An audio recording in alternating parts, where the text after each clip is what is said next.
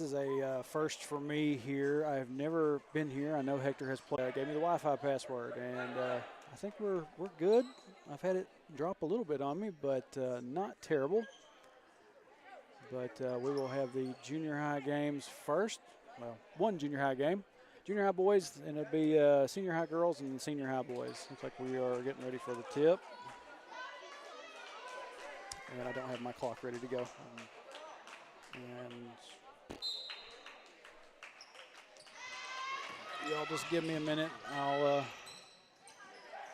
as prepared as I thought I wasn't fully prepared.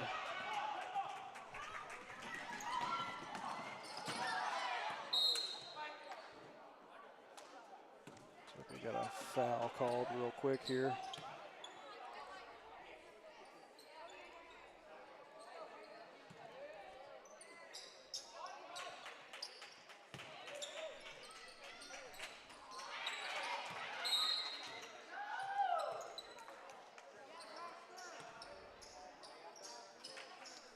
All right, there we go.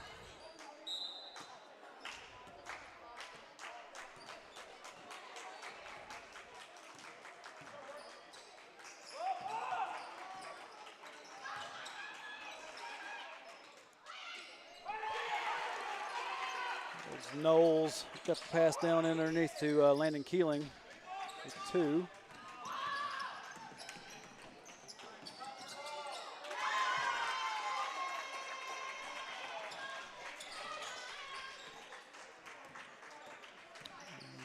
Deer answers right back.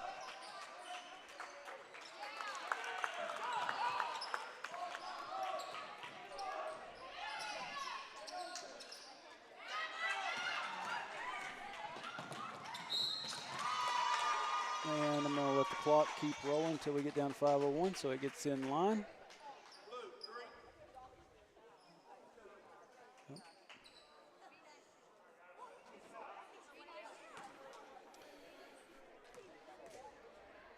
I don't have a roster for Deer, so I'm not sure who these kids are. I'm not even real sure completely about our roster. I have to look at a few of them to know. Y'all were watching the other night, Mineral Springs. I called out several names, numbers that did not match up, and so happens. I think I got the scorers mixed up too. It is not Hector 4. It is Deer. They're actually up 7.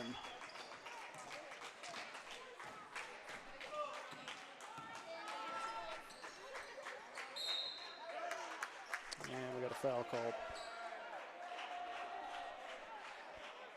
7-2. And you'll just have to forgive me. I'm trying to get everything going where it needs to be. We got Landon Keeling at the line. We'll shoot 2. First one is bouncing off the rim, no good.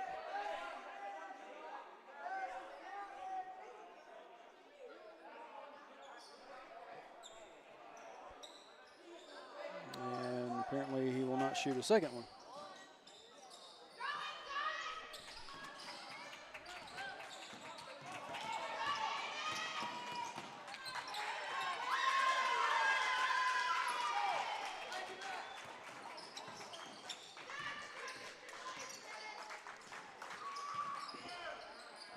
Well, maybe he did shoot a second one and I just missed it.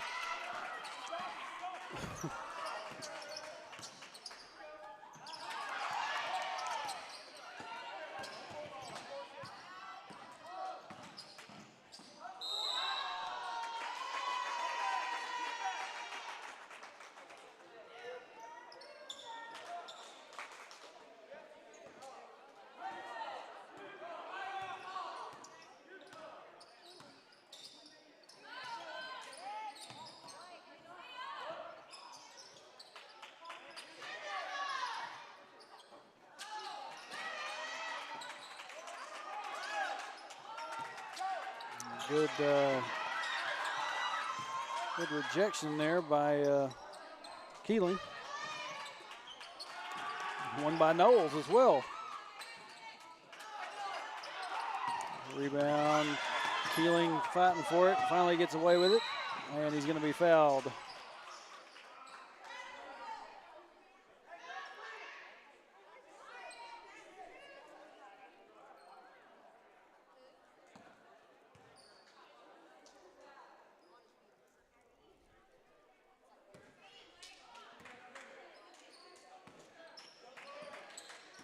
Harwell down to Keeling. Keeling's shot goes up, no good. Rebounded by Knowles. Knowles goes back up with it. 2-point basket by Braxton Knowles. What is going on here with the scoring? They said we've got 8. I don't know where that.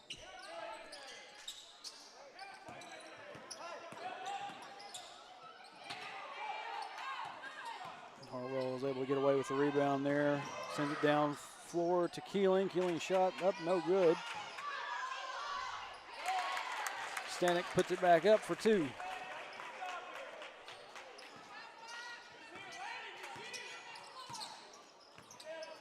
Homecoming of sorts for Coach Casey. This is his old stomping grounds. And looks like we've got a timeout. Timeout by Deere.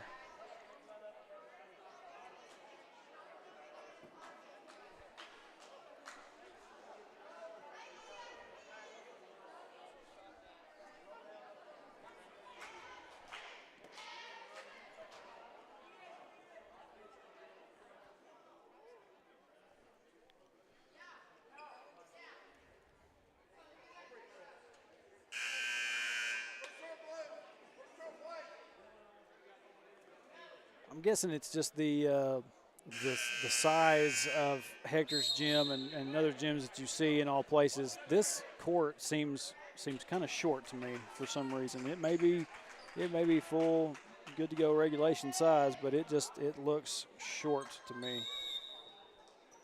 Then again, it may be. I'm not real sure. I know that there's not just as much room around the out of bounds areas, but. Stanek sends it down to Keeling. Keeling goes up. Can't get nothing to fall right now. Looked like that might have been Braxton Knowles putting that one up.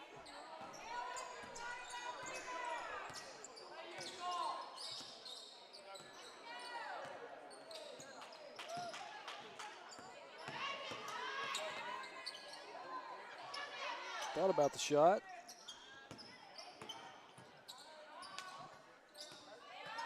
Down underneath.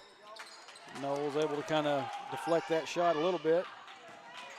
Back down floor now to Stanek, and Stanek goes up and 2-point basket.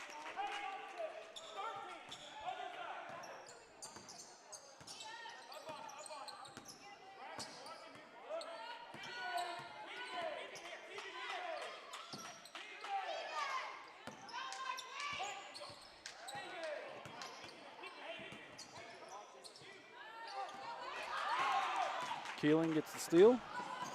Downfield or floor. 2-point layup by Landon Keeling. You may hear me say field. That's what I'm used to talking about.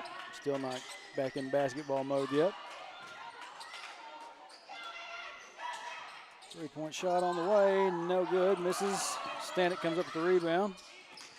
Pushes it off to Campbell. We're going to let him bring it down the floor. Back over to Stanek. Down underneath, back out. 3-point basket. As Harwell attempted that one.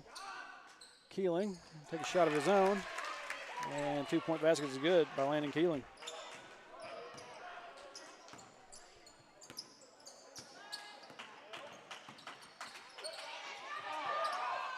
Knowles able to get the steal back down to Keeling. Keeling going to lay up. Now he's getting them to fall.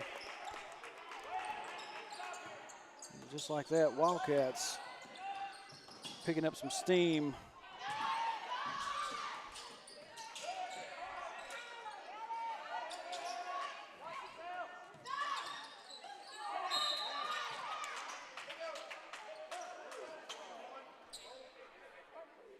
we got a foul.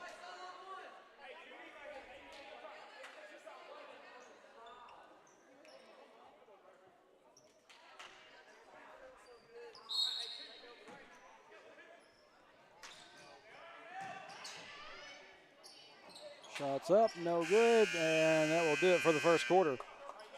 Wildcats had a little bit of a slow start to begin this game, but finally was able to get some of those shots to fall. I finally got the scoring all sorted out and correct. So, and they are right down underneath us. We get a good shot of everybody today.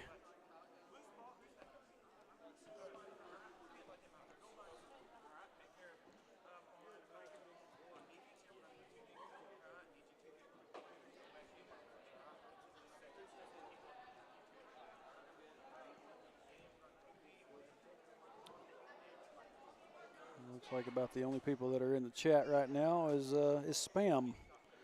We are also on YouTube tonight. I forgot to add that link to the Facebook description, but if you're any kind of YouTube user at all, you know that you can go find it out there.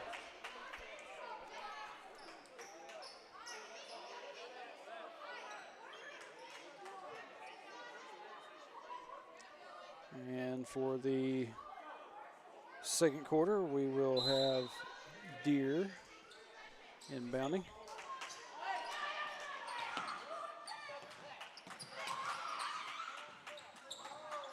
Shot up, no good. Rebounded by Keeling. He's going to bring it down the floor for the Wildcats. Lays it up and good. Another 2-point layup for Landon Keeling. Had a little bit of an issue with some of them starting out this game, but he's finally starting to get them to fall. Good steal.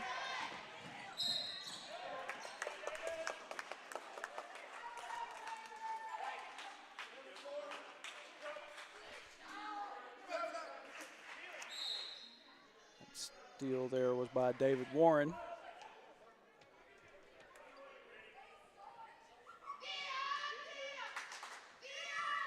Stanek inbounds to Knowles, who goes up with it. 2-point basket. Braxton Knowles.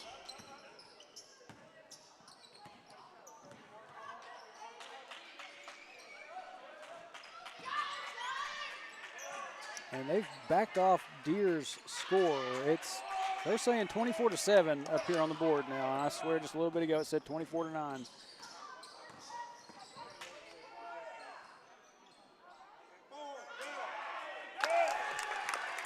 Knowles, another 2-point basket. So 26-7. I'm just going to leave it at 9 right now. See if Deer can get back on the board and make that fact. And there we go, steal by Stanek. Stanek's layup is no good, and it goes out of bounds. All right, I will see if I can get this score correct this time.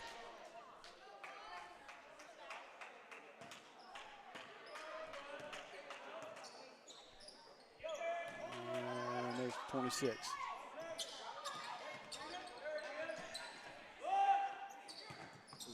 It's them changing it ever so often, folks. It's not me. I've had what they've had on the board until just the last little bit. And I realized they backed it off to 7. I'm not sure who put that one up for the Wildcats. Running with one screen. I'm having to kind of move the camera with one hand and look at my monitor with another. So we got a foul.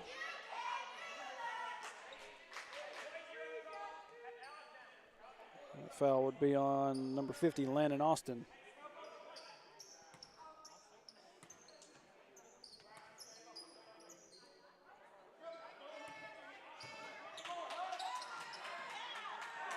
Shots up, no good for Deer. Austin's able to get the rebound. David Warren going to bring it down floor now. Over to Alec Cawhorn, who drains a 3-point basket. Nope, they're just going to give him 2 on that.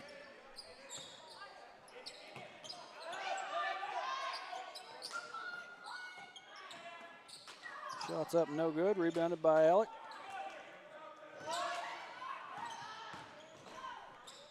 Knowles goes up, misses that shot.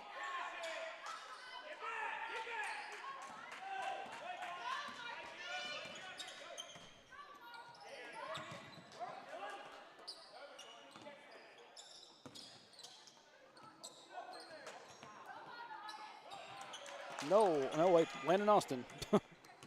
Nearly said Knowles there. Landon Austin with the interception. Harwell down underneath to Knowles. Ball gets knocked out of bounds. It will stay down here with the Wildcats. Got Harwell inbound.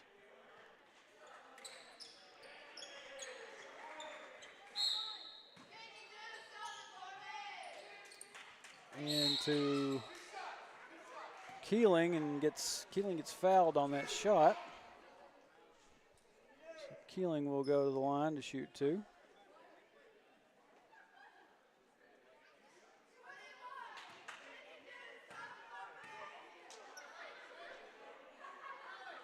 Keeling's first shot is good.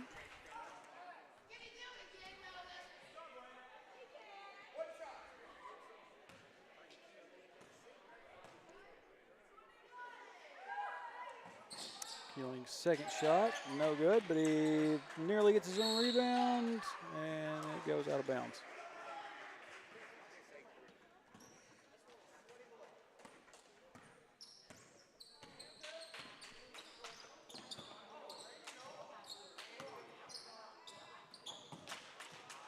Shots up, no good, rebounded by Knowles. Gets it out to Alec Cawhorn. Bring it down the floor. Over to Harwell. Harwell thought about the shot. Didn't take it. Knowles over to Keeling, and what did they? I don't know what they got there. Maybe 3 seconds in the lane call.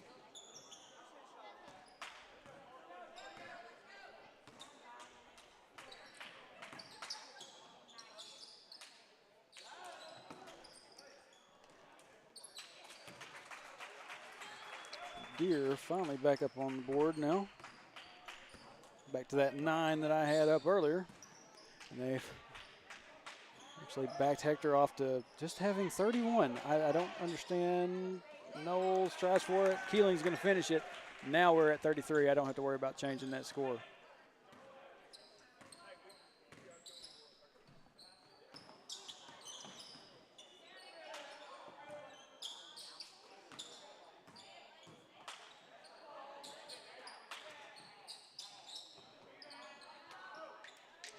Shot just rainbows over the goal, and Warren will bring it down the floor.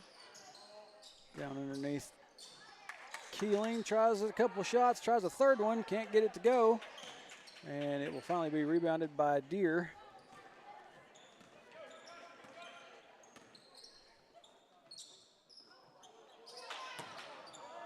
Another shot, hits nothing.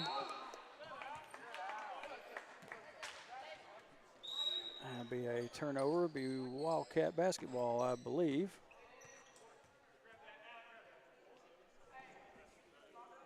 Back down here underneath. Oh boy, threw it back into the gym, back to the other end of the court. Didn't realize we needed it down here.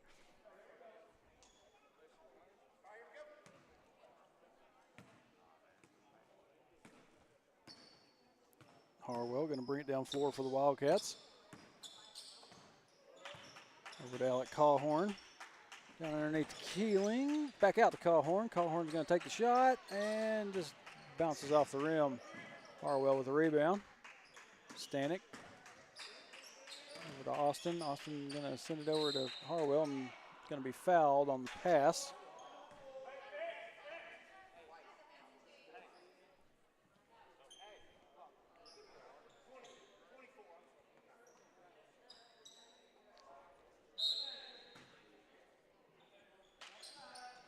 Harwell up, and good basket by Landon Keeling.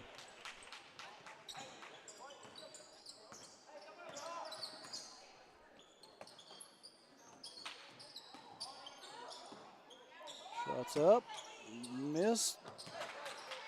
Callhorn tries to deflect it back into a Deer player and out of bounds and didn't get that.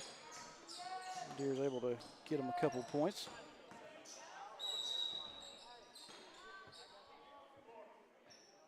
And referee Chris Kelly says we got a foul on the floor.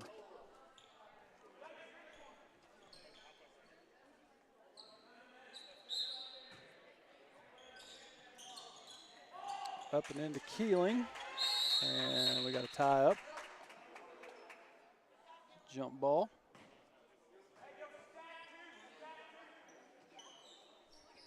We'll stay down here on this end with the Wildcats. Harwell will inbound. Into Stanek. Stanek goes up for the three. Just bounces off the rim. No good.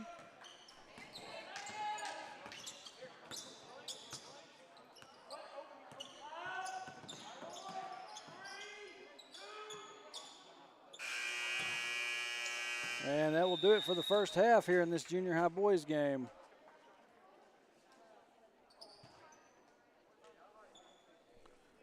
Score there, Hector Wildcats 35, Deer Antlers 11. And they've got these shortened half times for junior high ball. So we've got just under 6 minutes. We'll kick it out to break. We'll be back in just a few minutes for second half action. Stay with us.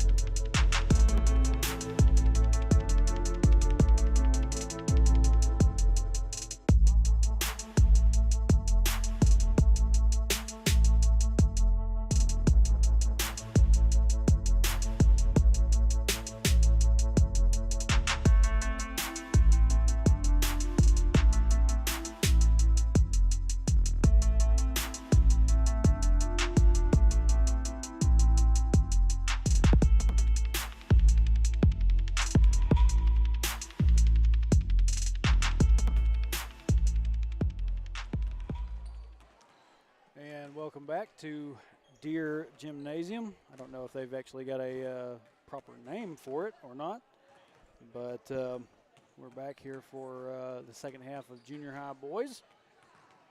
And so far, the boys are handling things pretty well, 35-11 if you're just joining us.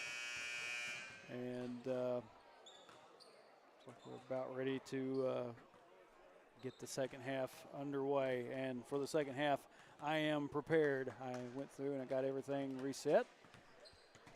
Okay, so I could have sworn I saw Deer's guys go into the same area as ours did for halftime, but apparently they didn't.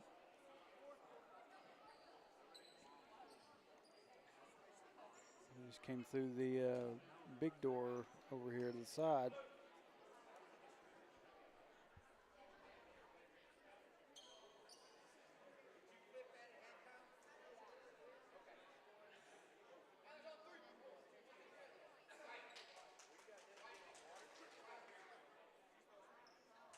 Yeah, they're trying to figure out who's got possession and which end of the floor they're supposed to be on.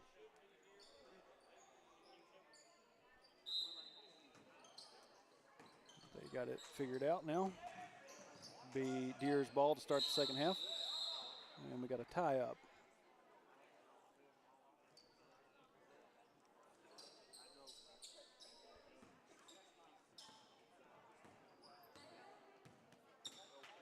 Campbell, bring it down floor over to Stanek. And Keeling just kind of loses control of it. Goes out of bounds.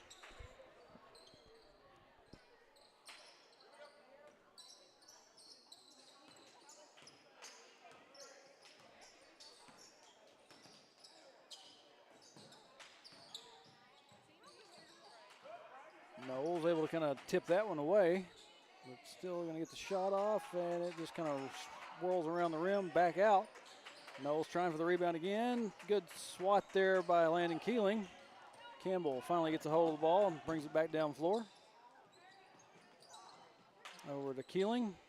Over to Stanek. Stanek goes up and just bounces off the front of the rim. And Deer player was not ready for that pass. Goes out of bounds. Be Hector WIldcat ball. Harwell inbounds to Campbell. Back over to Harwell. Harwell going to take the shot. Bounces off the back of the rim. Oh, I forgot to start my clock.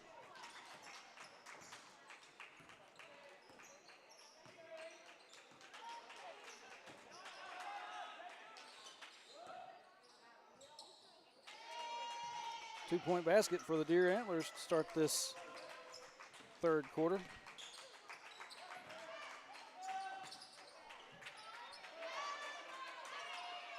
And we got ourselves a little bit of a tie-up. It took them a little while to get around to calling it.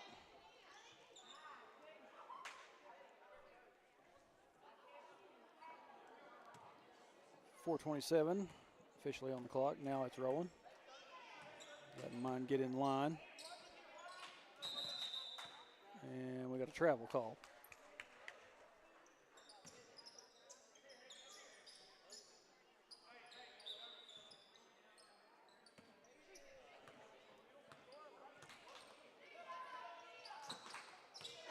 Down underneath to Austin. And we got a tie up again.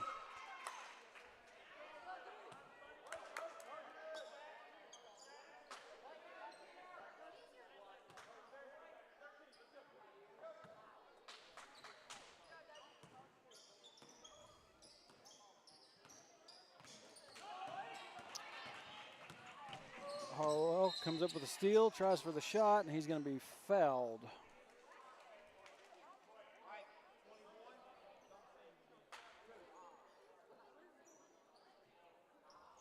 And Harwell will go to the line to shoot two.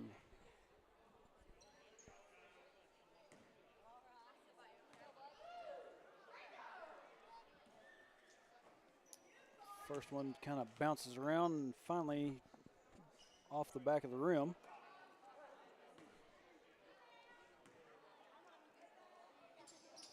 second one drains it.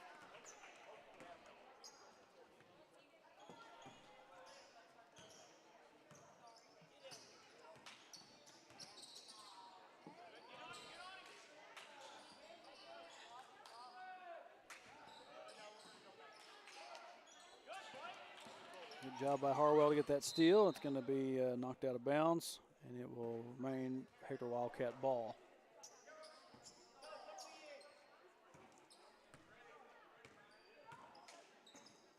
Campbell down underneath the Austin, over to Keeling, who kind of goes up with it and gets fouled, but no call.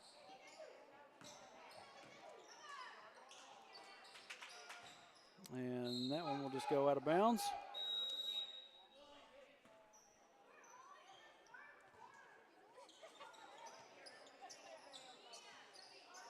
It'll be turnover to the Wildcats.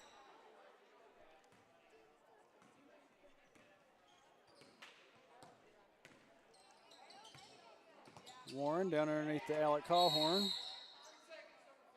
And we got a 3 seconds in the lane call on Landon Austin.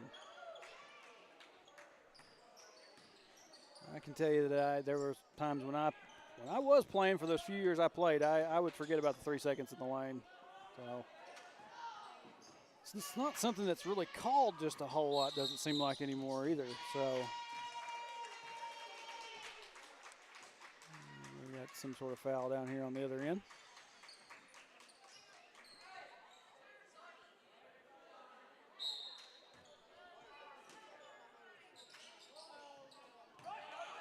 Good steal by Landon Austin. He's going to try to drive up and misses the shot, but he will go to the line to shoot two.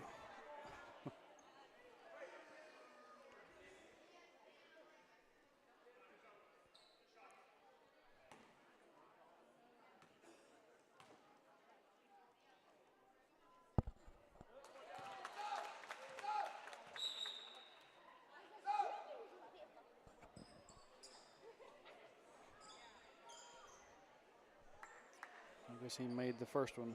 I was looking at my audio kind of went a little bit dim in my ears, so I was looking at that to see what the deal was. I had a knob got turned the wrong way. Second shot goes no good. Rebounded by the Antlers. I'll take a shot himself. That one bounces off. And that one goes out of bounds. It will stay down here on this end with the Antlers.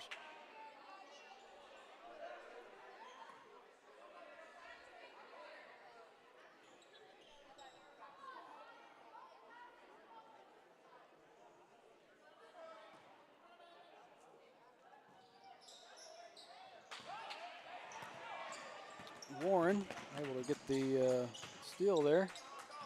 Over to Campbell. Campbell's going to try to go up with it and gets fouled. So number one, Hayden Campbell, will go to the line to shoot two.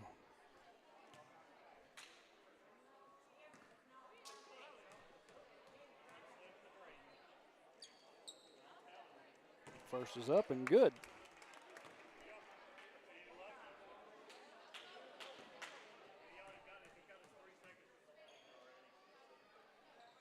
Second one also good.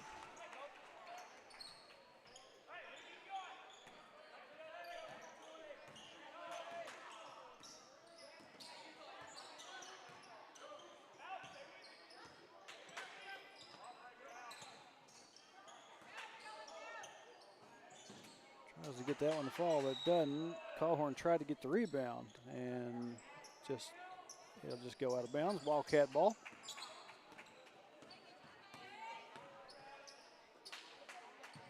Stanek going to take a shot himself. That one bounces off.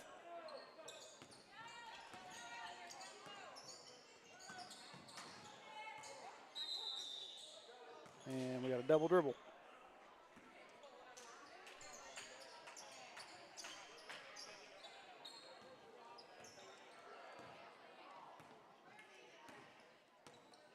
Campbell over to Stanek. With David Warren, back over to Campbell. Campbell going to Try to drive in a little bit. Tries to get the pass over to Callhorn. Callhorn just misses, and it goes out of bounds. It'll be Antler basketball. A minute and 59 left here in this third quarter. So coming up next, we've got the senior high girls, and then followed by the senior high boys. Tries to go up for that shot and gets a foul. And he will go to the line to shoot two.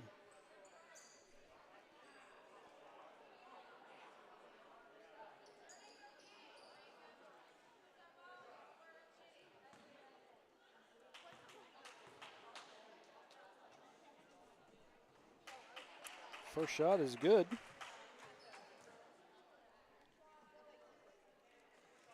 Be Deer's first point. Actually, it was 11. They've be the second made basket. They get themselves a 3-point swing there. Made the first one, missed the second free throw, and then got a 2-point basket there. Stanek going to try to drive in. Shots up and good.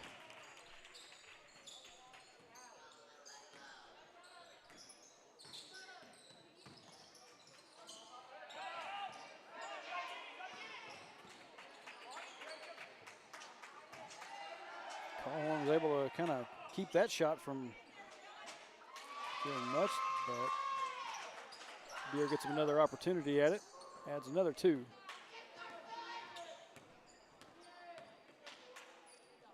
Campbell goes up with a shot and misses.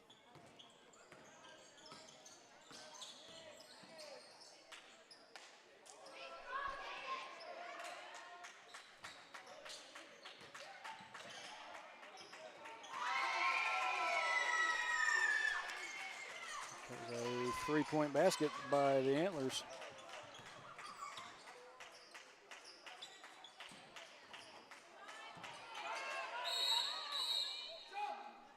Bentley Mulder down underneath there. Got a little bit of a tie up there and jump ball. And we are down to 32 seconds left.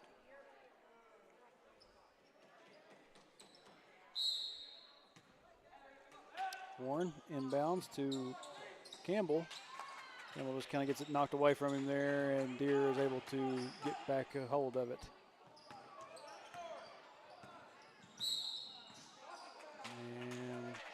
We got a blocking foul on Alec Callhorn.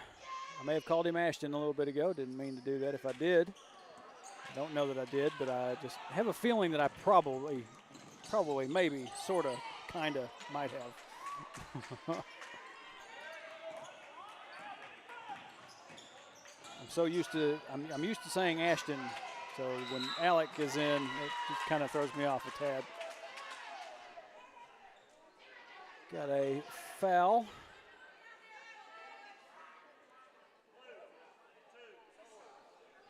And Alec Callhorn's going to be hit with a foul there. So Deer will shoot two. First shot's up, no good.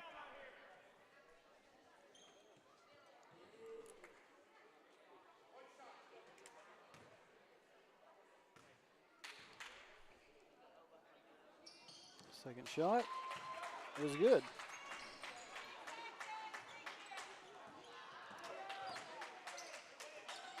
Knowles. No, that was Stanek, my bad. He tries to take a shot right there at the buzzer, and it bounces off. And that will do it for the third quarter. Deer has kind of come to life a little bit. Got some more points on the board, but Hector has doubled them, well, nearly doubled them up. 41-22 here in Deer, Arkansas tonight.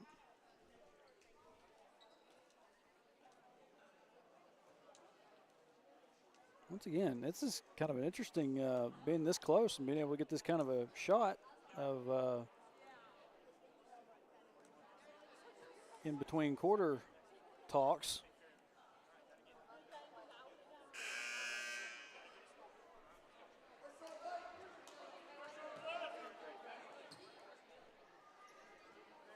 I don't know what's going on, but Landon Keeling has gone back to the dressing room and changed clothes, and looks like he's going to be heading out. I don't know where he's going, not finishing the game. So final 6 minutes underway here. And we got a little bit of a tie up there. Stanek going to be called for a kind of a reaching, I guess, a bit of a reaching foul or whatever.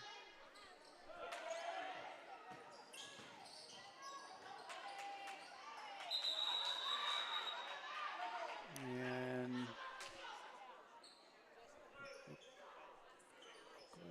yep, they had a jump ball, and it would be Wildcat ball.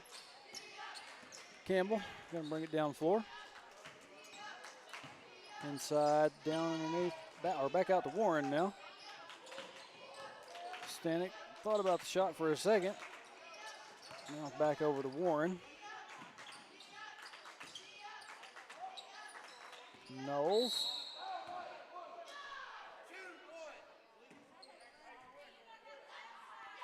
And we've got a foul on the Antlers on the floor.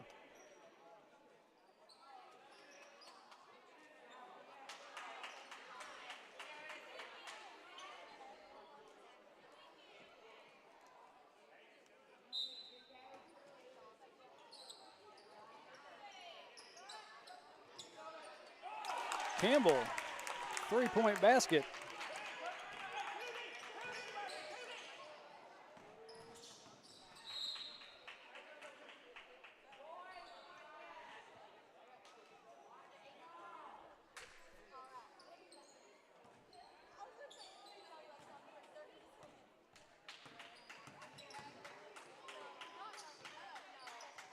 Knowles going to take a three-point shot of his own and just going to bounce it off. And we got a foul call on Campbell.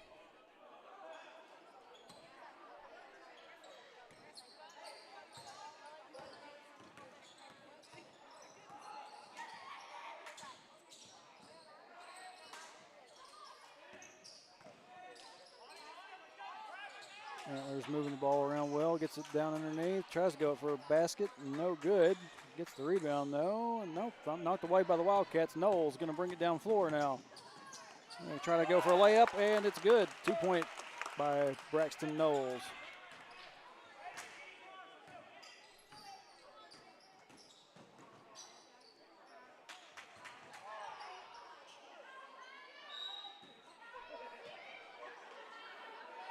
And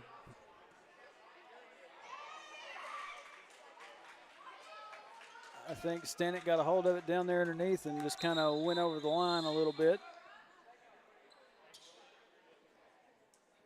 So the ball will stay on this end with the Antlers.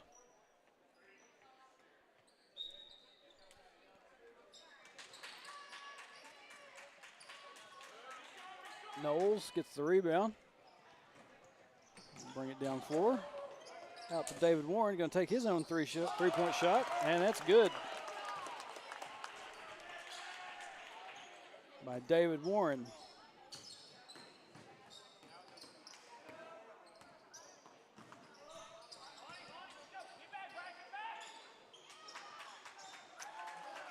Deer's able to get it down underneath for a layup.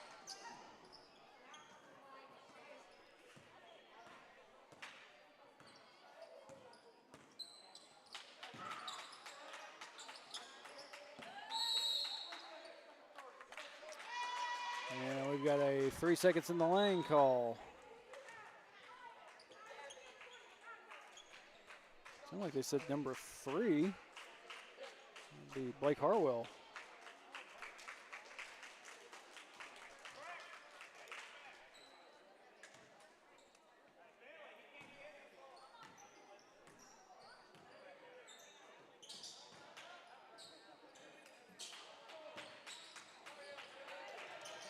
Callhorn able to come up with a steal there. Warren going to bring it down floor. Harwell tried to drive in and gets fouled. They're going to say that's on the floor though.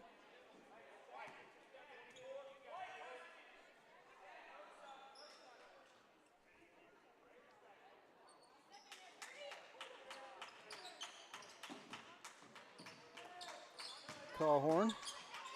It's the inbound. He's going to try to go up with it and just gets stopped there in his jump.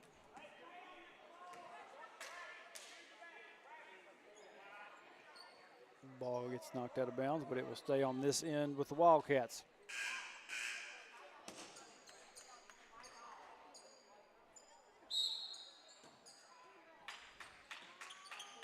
Harwell inbounds to Knowles. Not real sure if he was trying to take a shot there, if that was, maybe he was trying to get a pass, but ball gets stolen by the Antlers, and they put it up for 2.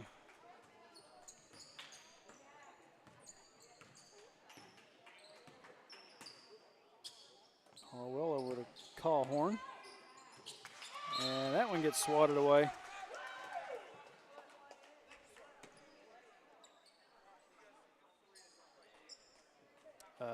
This big number 20 for Deere down here, there's a reason he's down underneath like that.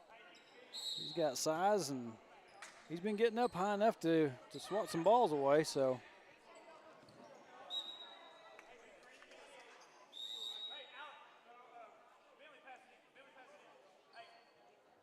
We've got Bentley Mulder is going to inbound.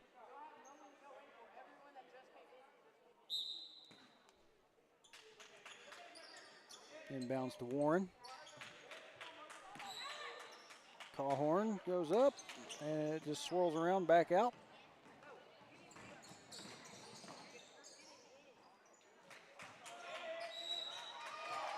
And Deere will draw the foul, and 2 points. And one coming up.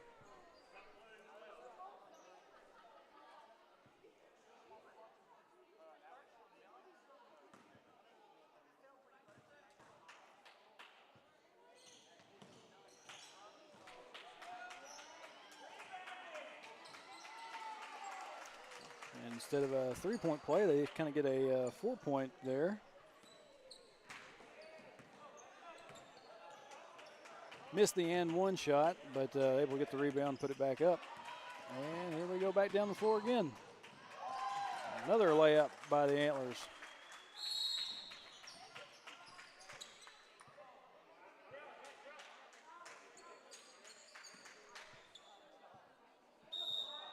Antlers have clawed their way back into this one. Now only down 17. Being down a considerable, well, pretty much, well, no, for a good bit of this game. They started out early and had the lead. If you take into account the fact that the scores kind of got changed every now and then. Warren.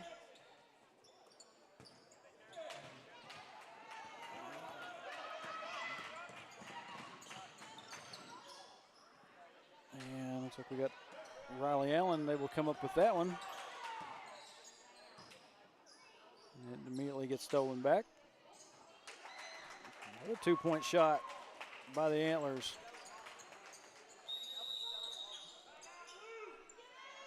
Wildcat lead is now 15, and it looks like Coach Casey is going to call a timeout.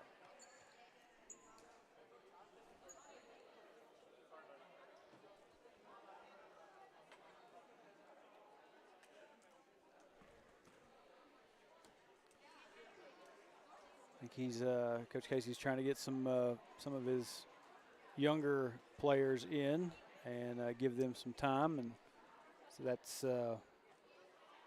it's allowed Deere the chance to get some points back on the board and make this look a little bit more respectable.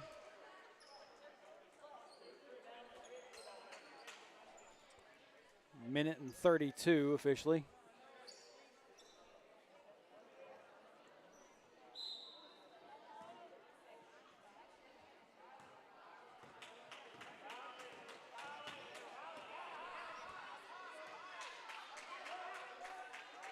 Tyler Campbell. And that one gets stolen away. Heading back the other direction now. And ball is stuck in the goal.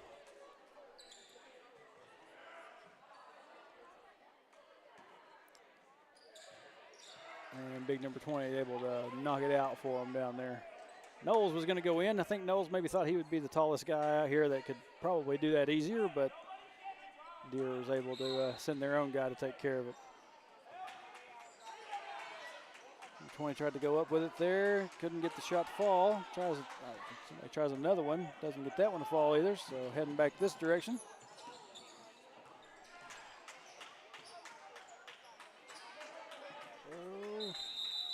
Got a tie up down here.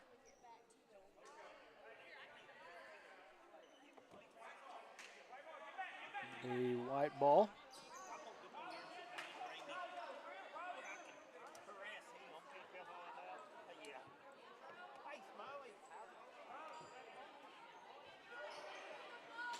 Got old Melvin. Mr. Emerson.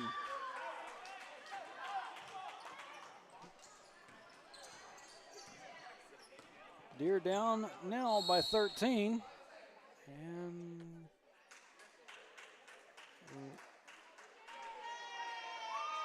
what do we got?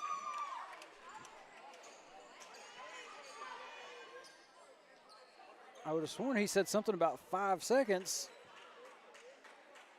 But they got the ball inbounded. Weird.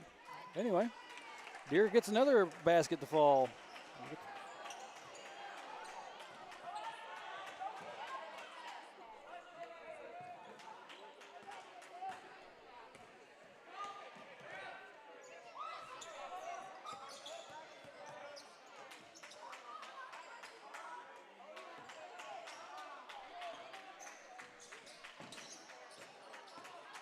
Wilcat's going to try to drive in there, and ball gets taken away.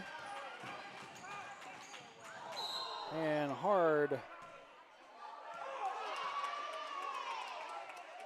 Well, it looked like one of the referees was going to try to call that one a charge, and we had another one overrule him, say it was a block.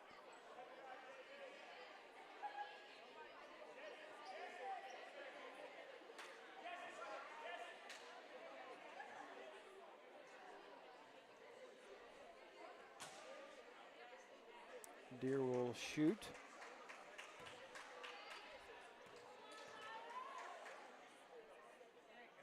For free throws. First one's no good.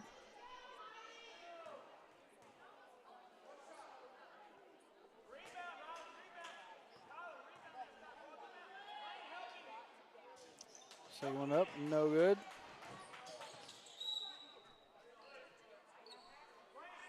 .7 left on the clock. Inbound to Tyler Campbell.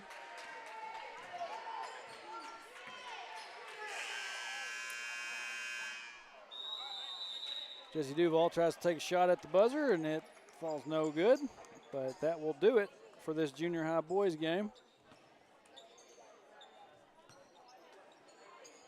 Wildcats going to survive with an 11-point win here in Deere tonight.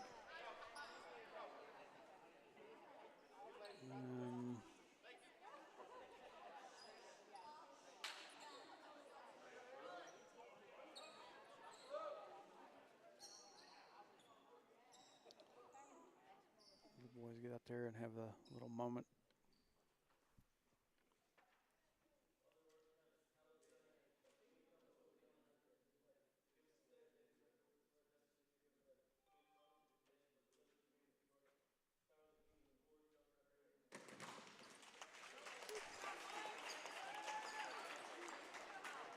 So, junior high boys game is finished, and we'll be getting ready for the senior high girls.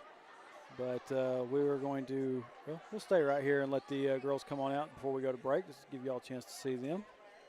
We got this different type of entrance way. We got the locker rooms down here in between. Here come the Lady Wildcats.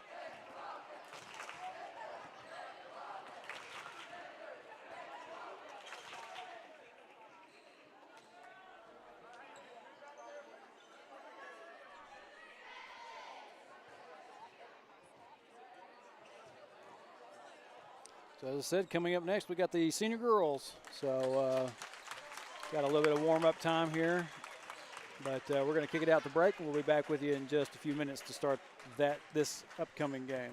Stay with us.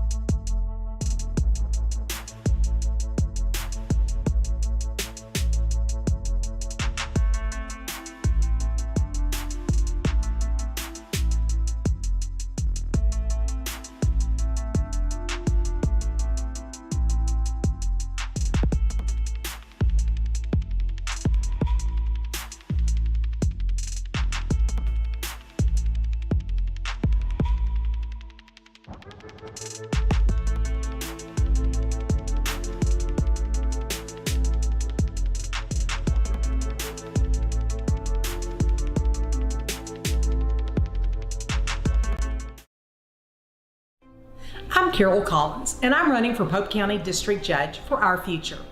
In my 25-year legal service, I've worked in law enforcement, as prosecuting attorney, as a public defender, and as a district judge. This makes me uniquely qualified. I want to make sure that my children, my grandchildren, and your family prosper and grow in Pope County. That means keeping our communities safe. That's why I'm asking for your vote for District Judge March 5th. Safeguarding your building from the elements starts at the top. Use the company that's worked hard to earn the reputation as a top commercial roofing company in the area, Miller Roofing. Miller Roofing Company is local, family-owned, and their full-service team has been in business for over 30 years. Extensive experience working hand-in-hand with product manufacturers for new roofs, coatings, repairs, and re-roofs on many different types of commercial properties. We also know the importance of getting construction finished quickly. Contact us for a free consultation on your roof today.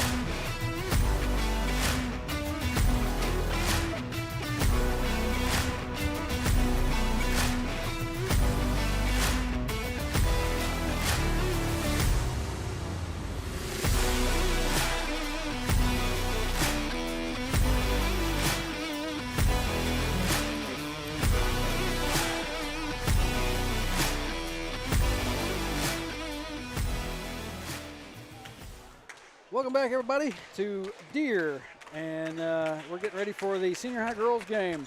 I am joined up here by Mackenzie Bland, finally able to join up with us. Good evening, everybody. I don't know if anybody out there watching has ever been to Deer. This is my first time ever being in Deer. I'm being introduced to a whole new side of whole new world yes, up here. Yes, literally. I feel like I got transported a little bit. So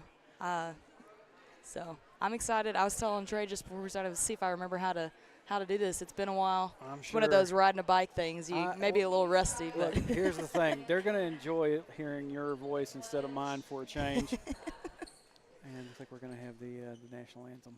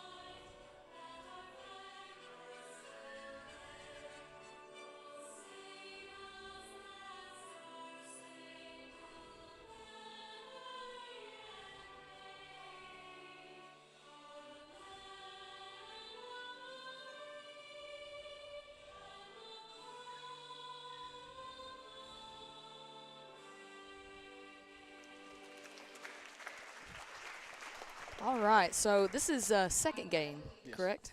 Oh. Now we're doing the play. A little bit backwards.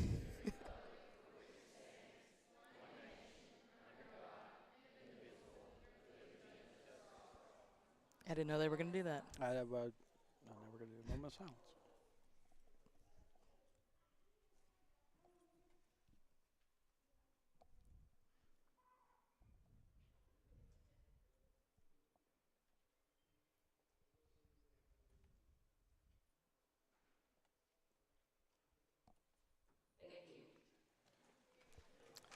I didn't know they were going to do that one either. Extended moment of silence. Yeah, they're just kind of throwing stuff in at us. I was not ready for that one. Anyways, so second game played at Danville last week. Was that it? First game was Danville at Danville last week, and then they played at Boonville. And okay, yes, I was the two not, games. I didn't go for that.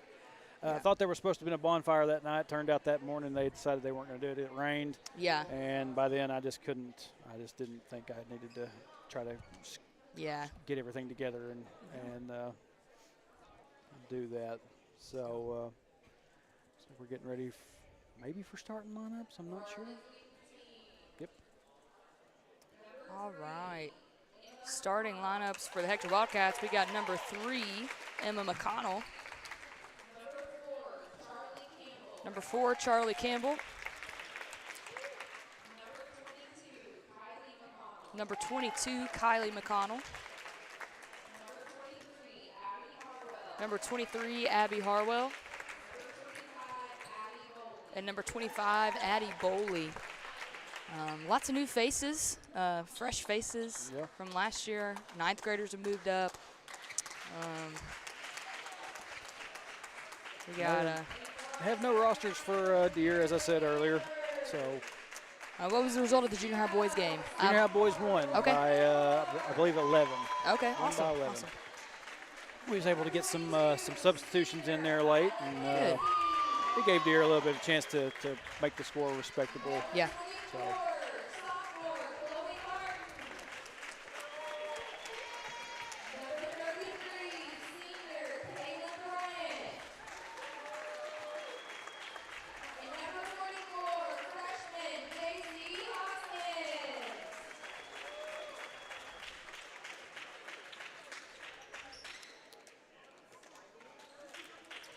Said that she was a freshman, is that what they said? I believe so. She's tall.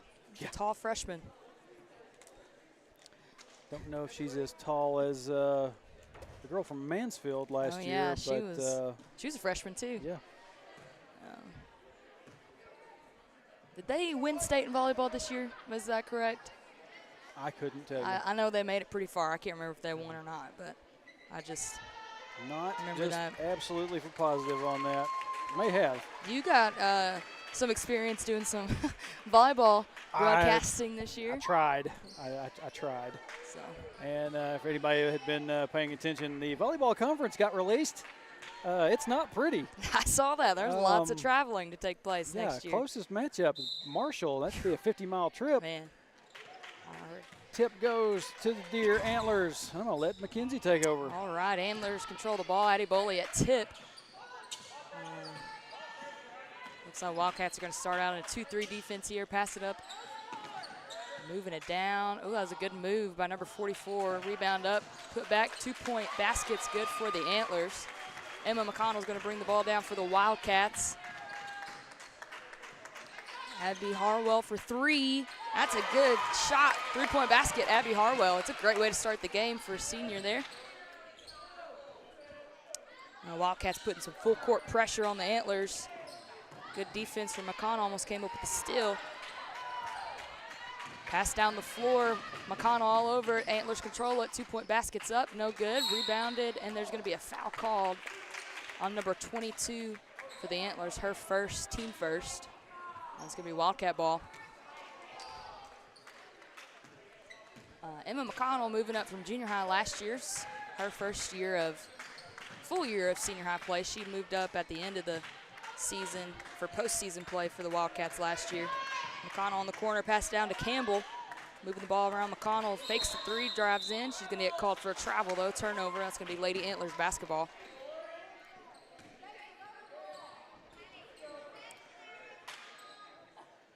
That game at Rector, that last game of the season seems like forever ago. Yeah, I know. But at the same time, just yesterday. You brought up Rector, and I'm just like, what? I wasn't even there for that, so it doesn't really stick out in my mind very well. 2-point basket off of the steal for Emma McConnell is good. Great defense in the front court from the Wildcats, putting some more pressure full court here. I did watch it. I do remember it being on TV. Yes, and notoriously got everyone's name wrong. Oh, yeah, Lake live area. Stream, yes. Good defense there from Wildcats. Charlie Campbell comes up with the ball. I had a little run-in with some of them guys at Whitman during football season. I told some folks about it. Another 3-point basket there for the Wildcats, this time for Kylie McConnell. That's her bread and butter, 3-point basket. She's a sharp shooter. Pressure in the backcourt from the Wildcats, tipped away. Addie Bowley comes up with the ball. Emma McConnell tipped it. Charlie Campbell on the wing to McConnell again for 3. That one's off the back of the rim. And they're going to call it out of bounds. I'm sorry, they're going to call a foul on, is that on Addie Bowley, I believe? Yeah, 25. Her first. I couldn't tell if they said blue or white.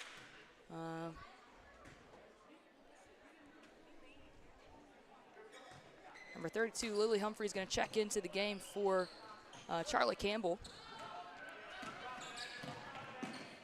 Antlers able to get it across half court this time. Number 44 driving it in. She's met with a couple of Wildcats. Kylie McConnell comes up with the ball, pushing the ball down the floor. And it's going to be tipped out of bounds. And it'll go right back to the Lady Antlers. And Antlers are going to take their first timeout, talk some things over.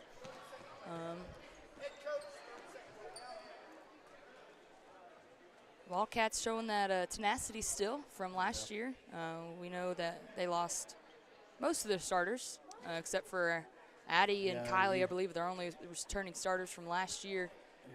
You're coming back without Bree McCrotty and Paxton Watts and Ashlyn Avey and Maddie Riley. Yeah. That's some mighty big shoes for any of these girls to have to try to fill. Yeah. Replacing them. Yes. And their last year's team, their sweet spot was defense. Man, a lot of it, but their defense was swarming, and they're doing a really good job right now in this game. Started off and swarming in the backcourt, putting lots of pressure on the ball. Antlers able to get it across half court. McConnell on ball up top, putting pressure on the ball handler. trying to pass it off. McConnell, Kylie McConnell comes up with the steal down the floor, shots up, blocked. Good defense from the Lady Antlers, rebounded by her sister. Put back up for 2 for Emma McConnell.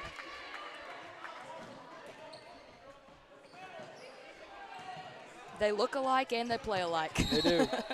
Well, the joke the other night between me and Scott was you'd have one McConnell pass to 2 McConnell. Yeah. You know, so McConnell. Yes. Lots of They're lots both of McConnell. They're both quick. They're both good shooters. Emma was really important to that junior high offense and defense last year. And, of course, Kylie with her 3-point shot. Harwell down to Boley, kicking it back out to the corner to Lily Humphrey on the corner for 3. Overshot it a little bit. Lady Antlers with the rebound, trying to get it across half court. 24 with the ball for the Antlers. Gets it across. She's met by Emma McConnell. Dead ball, good defense. Lily Humphreys right there, knocks the ball away. She comes up with a steal, trying to get it away. Gets fouled, I believe. Kind of got sandwiched Yes. there a little bit. It was a good move to get in between those defenders. There's foul number 24 for the Lady Antlers, her first, team's second. Emma McConnell at point. And the Lady Antlers in a 3-2 defense, looks like. Harwell to Emma McConnell, thought about the 3, back to Harwell to Kylie on the wing, pump fake, back to Harwell. Lily Humphrey drives it in. She's going to get called for a travel, though. Took a little bit of an extra step on her drive in. It's going to be Lady Antlers' ball.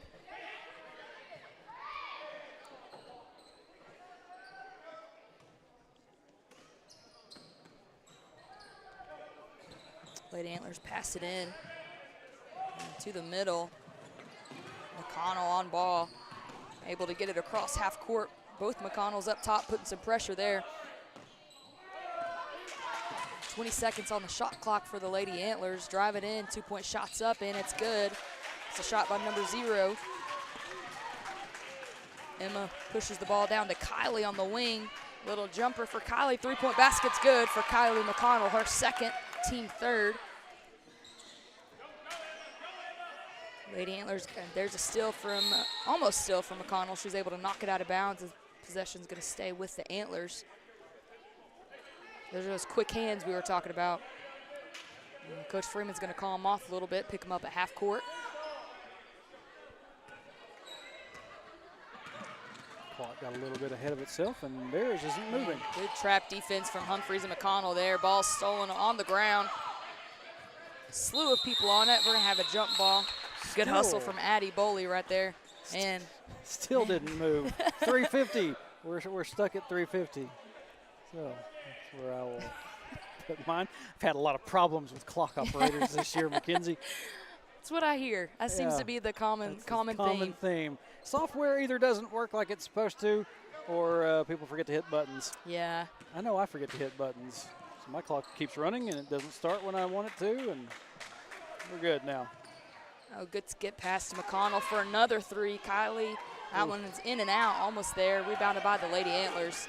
Where was it we were at last year? I think it was Western Yale when their shot clock just stopped working in the middle of the game. Do you remember that? Yeah, I remember. I believe it was.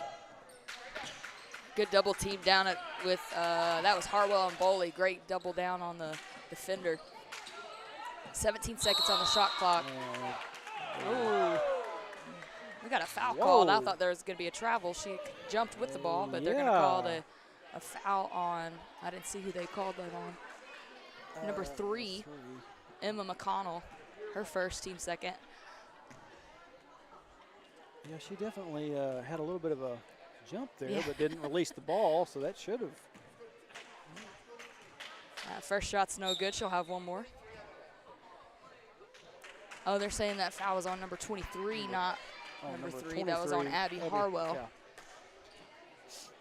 Yeah. We got number 2. Was that 2 or 24? Yeah, number 2, Chastity Garrigus, checking into the game here. Second shot's up. That one's no good. Rebounded. Ball's bouncing around on the floor. Good hustle from Addie Boley. Oh, they're going to call her for a foul, though. That's going to be her second foul. That was good hustle from Boley to get on the ball. Clock that time stuck at 3:17. Lady Antlers have the ball under the basket. Hook shot. That was a great shot from number 44, the freshman. Okay, 2-point basket's good. Finally Now is it moving. finally starting? Yeah, it's finally moving. So McConnell down to Boley. Loses the ball to Garrigus. Kylie McConnell for 3. Oh, can't get that one to fall either. Gets her own rebound. Brings it back in for 2. 2-point basket for Kylie McConnell is good. It's a great hustle to get her own rebound and put it right back up for 2 for McConnell. Good defense from Chastity Garrigus. Double down from Boley and Garrigus. Back out for the Antlers. 23 seconds on the shot clock, moving the ball around. We got McConnell and Humphreys up top.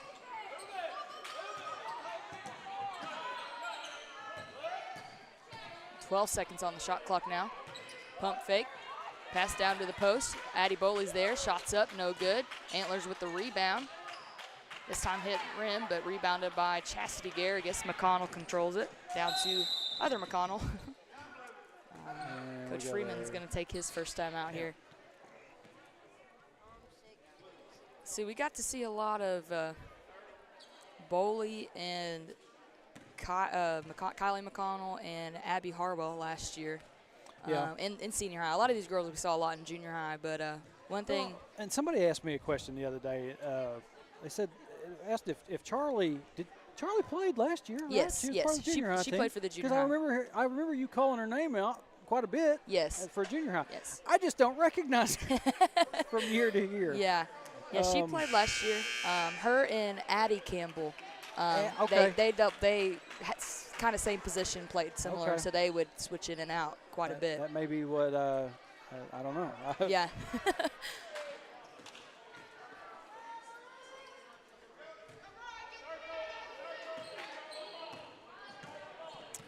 McConnell with the ball to Lily, driving it in. Good drive for Humphrey. 2-point shots up. Can't get it. Fall rebounded by the Antlers. Good hustle for Emma to knock it out of bounds. Almost coming away with the ball again. It's going to stay with the Lady Antlers, though.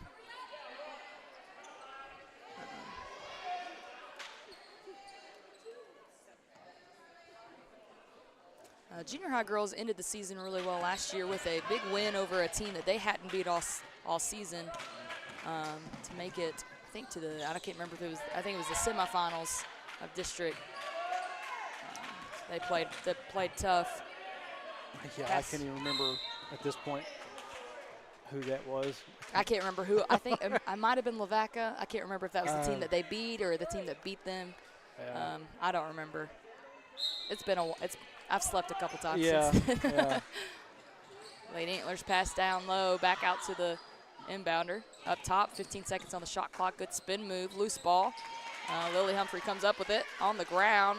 Lady Antlers somehow retain the ball there. Shots up, no good. Rebounded by the Antlers. 3-point shots up. Off the back of the backboard. It's going to be out of bounds. That'll be Lady Wildcat basketball. Caden down in front. Sorry, Caden Story's head is right in our, Down frame. in front. It's all right. Goodness. He didn't even know. We'll forgive him this time. Yeah, it's not serious. I'm just messing. Kyla McConnell drives it in, dishes it to Chastity Garrigus, passing it to Lily Humphrey. Emma McConnell drives it in, loose ball. Kylie with it. 2-point shots up for Kylie McConnell. Can't get it to fall. Yeah, I did the whole down in front gimmick last week at Danville. Yeah. Me and Scott were getting kind of tickled about it. So. They're going to call Chastity Garrigus on the foul on the rebound there. That's going to be her first. Defense for McConnell, knocking it out.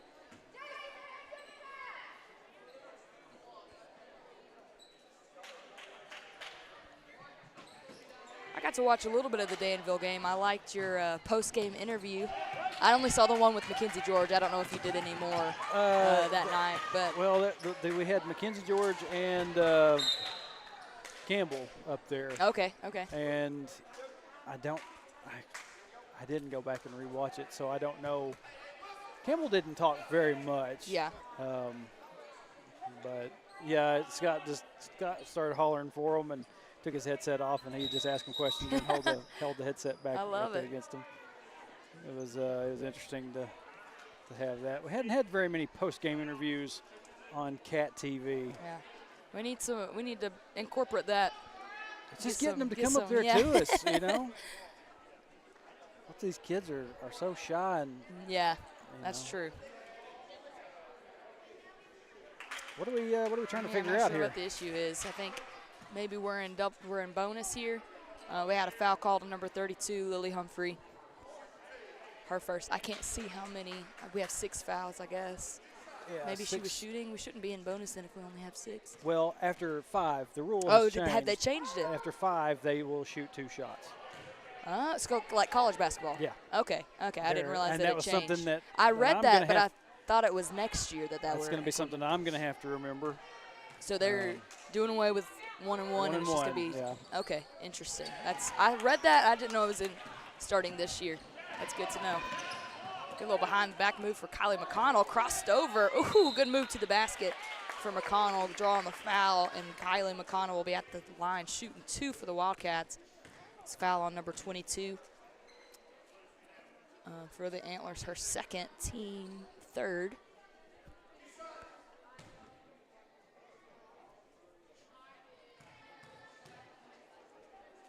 First shot for McConnell is good. She'll have 1 more. I think I finally got used to the shot clock last year. Now they've gone and changed more more rules on me. I mean, as soon as you get used to one set of rules, another set changes. Yeah. And you have to adapt. Second shot for McConnell is good. 2 for 2 at the line for Kylie.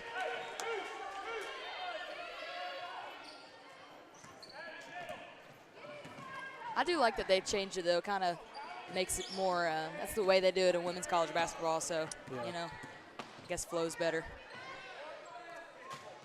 Defense up top from the Wildcats. 20 seconds on the shot clock for the Antlers. We got Humphrey and Emma McConnell up top, putting pressure on the ball. Ooh, Kylie McConnell just comes out of nowhere with that steal by herself. 2-point basket is good for Kylie McConnell. She read that pass perfectly, timed it perfectly, and had a pretty easy layup all by herself down there. No shot clock here, just 9 seconds left in the quarter.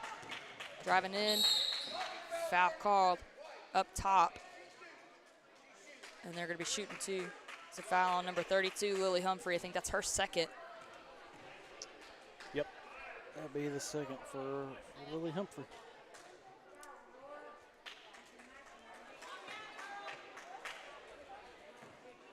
Man, that puts the whole rule change on the fouls puts a lot of stock into at the end of the game too, when you're trying to stop clock, and that'll change a lot of game plans, and that's interesting.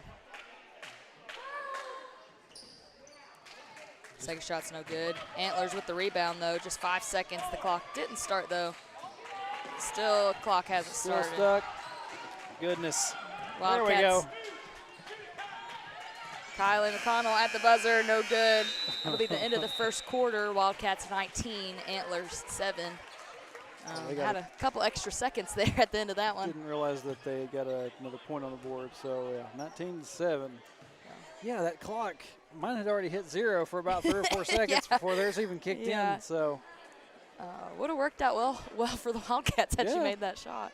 I mean, but you know, that's a give them extra time if you want. But a pretty good first quarter. Lots of fouls called. And that first quarter, I know we have Lily Humphrey with 2.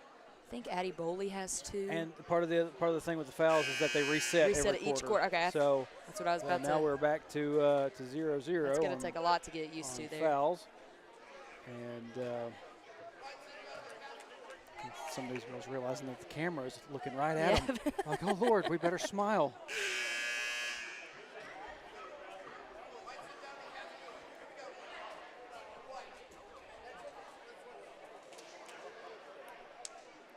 I believe I heard the referee say it'll be a white ball.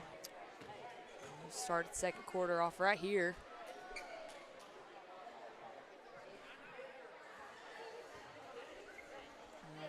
On the court for the Wildcats, we got Emma McConnell, Kylie McConnell, Abby Harwell, Addie Boley, and Chastity Garrigus. Abby Harwell is going to face guard number 44. Good defense from Kylie. Almost knocks it away. Dead ball. Garrigus picks her up. Abby Harwell up top on the defender. 2-point basket for number 44 is good. Wildcat basketball, Emma McConnell with the ball. Bring the ball down the floor. Pass it off to Garrigus. Drives it in. Good move to the basket for Chastity. No foul called. They're going to say it's out of bounds on the Wildcats. That was a great move to the basket by Garrigus there.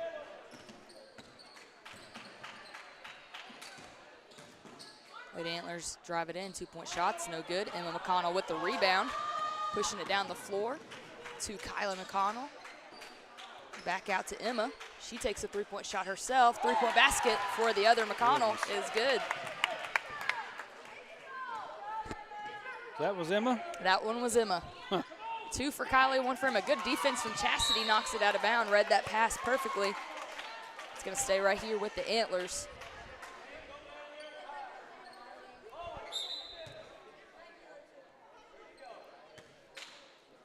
Lady Antlers on the wing.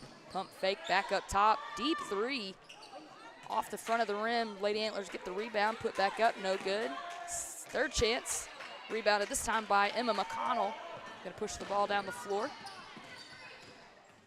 That's something they're going to have to get adjusted to. Last year you had a lot of times Ashlyn Avey down underneath there for them. That was yes.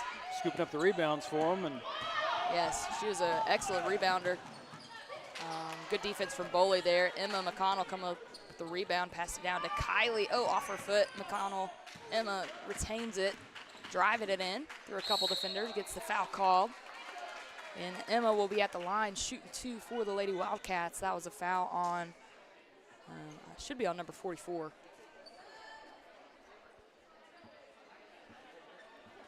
I think that's her second. Oh, her first, sorry. Her first, team first of the quarter.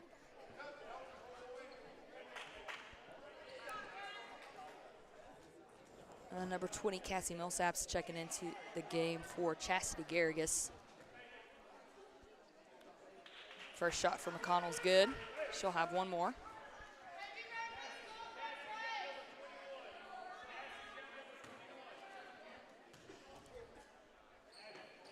Second shot, no good. Rebounded by the Antlers. She's going to keep it herself. Got away with a little bit of a push off there. I was about to say, exact same thing. Got away with it big time. Lady Antlers in the corner. They're going to call travel. Should be travel on the Lady Antlers Wildcat basketball.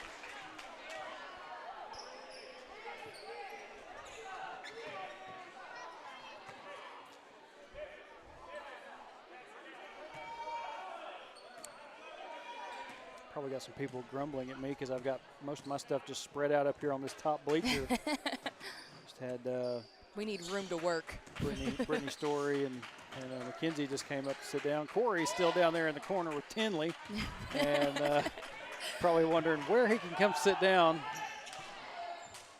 Tell him if he can get my box and stuff all sorted up, and he can move it. 2-point basket for the Antlers off the front of the rim. Boley comes up with that rebound.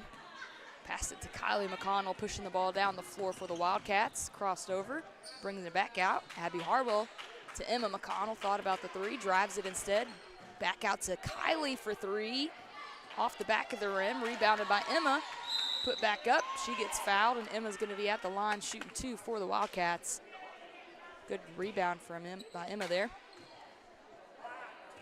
That was a foul number 10 for the Lady Antlers. Her first. I can't see how many team fouls that is. It'll be 2 team fouls for Deer. First shot at the line for Emma is good. She'll have one more. We got Charlie Campbell checking back into the game for Millsaps. And looks like Danielle Kane is waiting to check in for Emma. And Antlers are going to take a timeout here.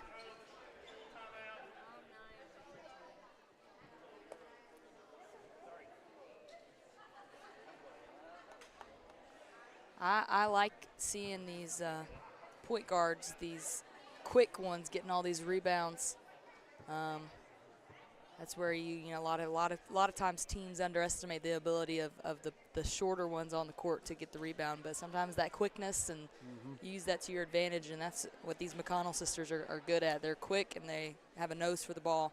Yeah. So Kylie was a big rebounder last year. Yeah. She was able to, I don't know, that's just one of those things you're able to read where the ball goes. You use your speed. Well, it's like so far, I mean, what I saw at Danville, Kylie being one of the, only like 3 seniors. Yeah. Kylie and Addie and Abby. Yeah. Harwell. So they're trying to figure out, kind of leadership roles at this point. Right, right. Also, and so. All right, coming back from that timeout, McConnell's got one more shot at the line. The younger McConnell. The sequel. Yeah. I don't know how many kids there are in that bunch, so I don't know. Probably shouldn't even. Second one's good for McConnell, too. And Danielle Kane is going to check in for her.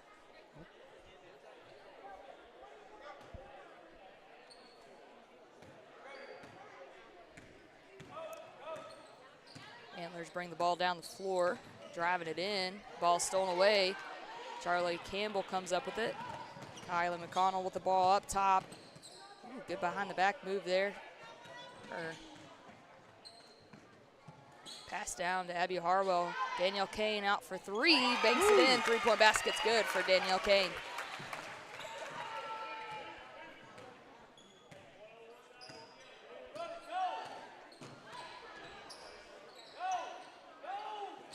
Antlers up top, moving the ball around.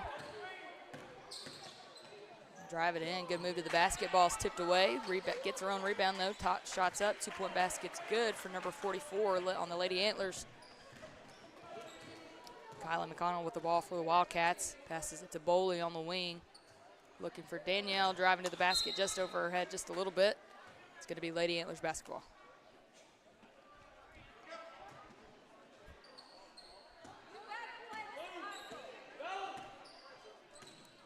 Lady Antlers bring the ball across the court. Danielle Kane's up top defending her on the wing. Kylie McConnell on the other side up top, driving it in. 2-point shots up, no good. Abby Harwell with the rebound. McConnell bringing the ball across the floor. Kane in the corner down to Charlie Campbell. Trying to make a move to the basket. Back up to Kylie McConnell up top for 3. Can't get it to fall. Rebounded by the Lady Antlers. Pushing the ball down the floor.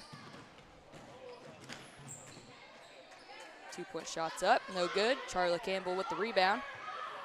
Looking around for Abby down there. Abby was kind of moved on down floor. 2-point shot for McConnell is no good. We got a foul on the rebound by number 4, Charlie Campbell, her first, team first.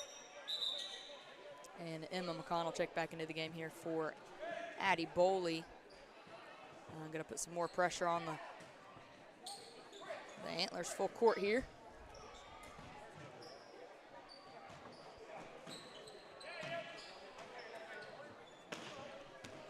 Lady Antlers able to get it across half court.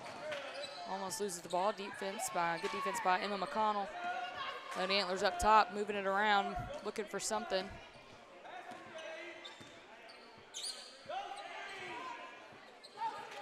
Harwell on ball. Antlers moving it around, good screen, looking for something.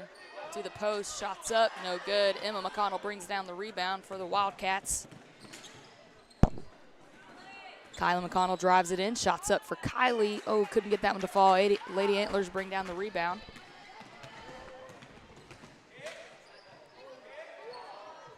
Lady Antlers for 3, banks it in. 3-point basket's good for the Lady Antlers. Makes it a 14-point ball game here.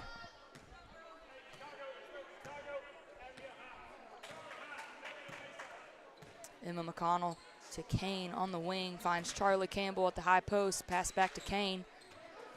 McConnell down to Harwell, to Campbell.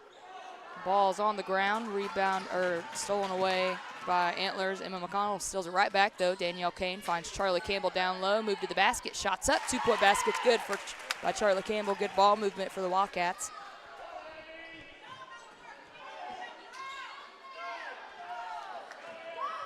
Lady Antlers able to get it across half court. Pass down low. She was pretty much by herself down there on the block. 2-point basket's good for the Lady Antlers. McConnell at point, finds McConnell on the wing. To Kane up top, back to Emma. 3-point shot for Emma McConnell, banks it in. 3-point basket again for Emma McConnell. It's 2 apiece for both the McConnell sisters there.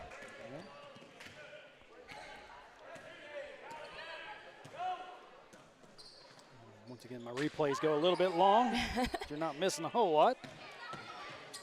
Lady Antlers drive it in on the wing, shots up. 2-point basket's good for the Lady Antlers.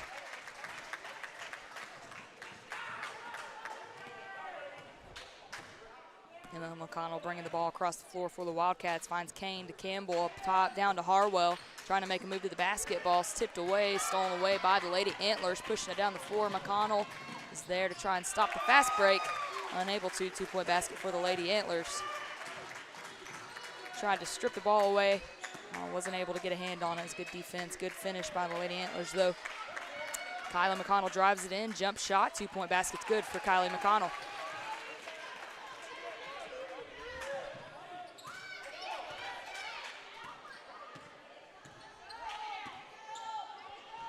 Defense.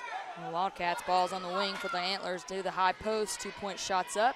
No good. Rebounded by Kylie McConnell. Gives it back to Emma, who's going to bring the ball up the floor for the Wildcats. No shot clock here, just 23 seconds left in the half. Looks like they're just going to kind of have Kylie move the ball around a little bit and just run out the clock. Kylie McConnell, ooh, good move. Split the defenders. Oh, couldn't get it to fall. And that was a great move to the basket, though. Last-ditch effort for the Antlers at half. No good. That'll do it for the first half of this ball game. Lady Wildcats 35, Lady Antlers 20. And going into halftime with a 15-point lead for the Lady Wildcats. I wish I had a score breakdown for you. Yeah, I don't. This is one of those gyms that doesn't have the specialized Jimmy Stroud scoreboard that keeps track of everything. I know that we have Kylie McConnell with 2 threes, Emma McConnell with 2 threes, Danielle Kane's got a 3, and Abby Harwell's got 1. So I don't know how many that makes up, but basically all you need to know is that we're in the lead. That's right. That's right. Well, we got just under 8 minutes in this halftime break. We're going to kick it out, and we'll be back with you here in just a little bit for the second half. Stay with us.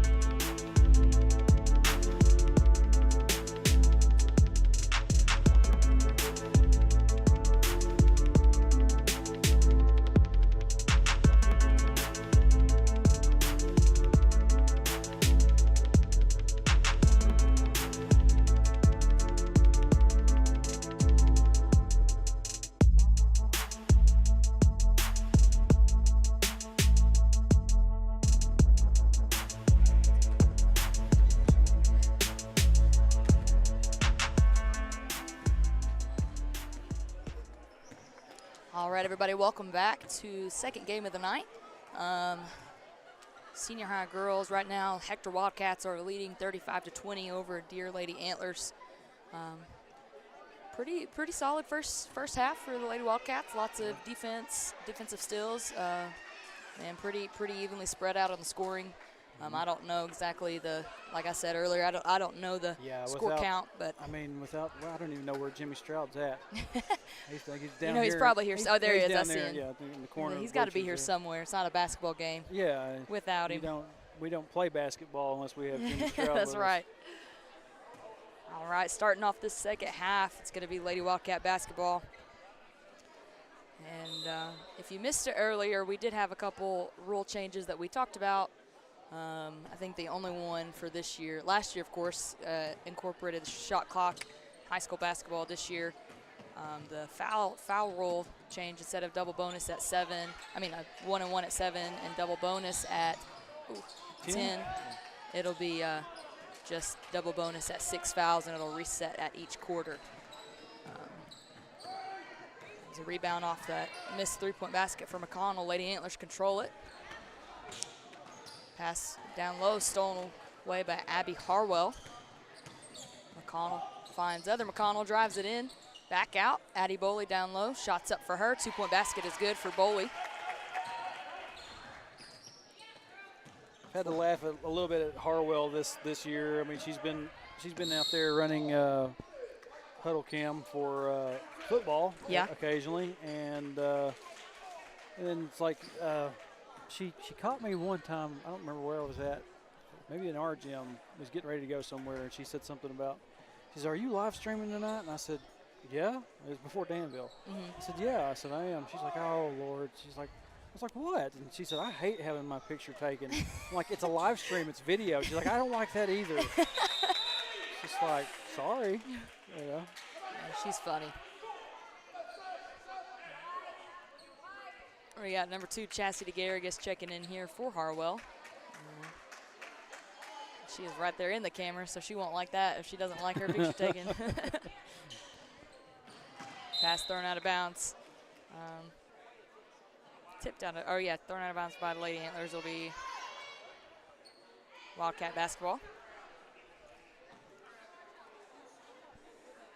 Emma McConnell on the inbound, pass up.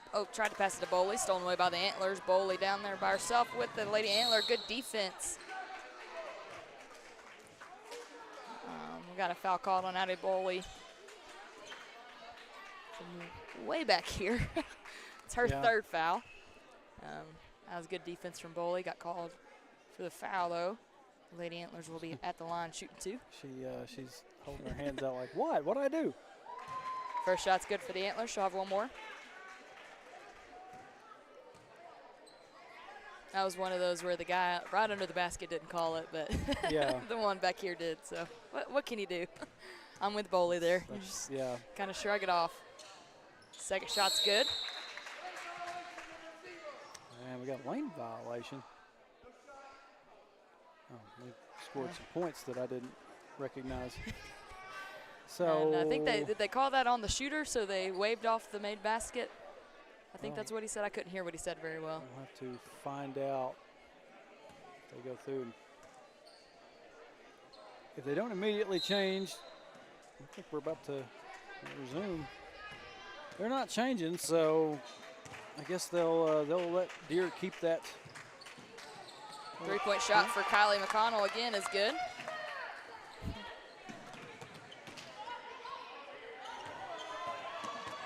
Full court pressure here. She's going to step out of.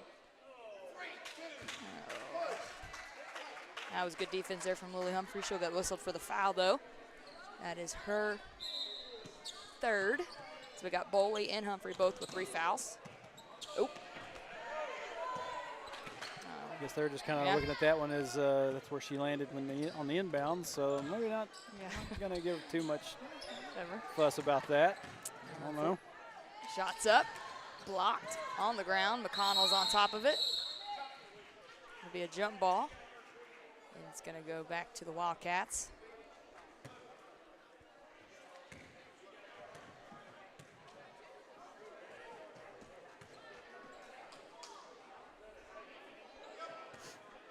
Emma McConnell out point for the Wildcats, bringing the ball across half court.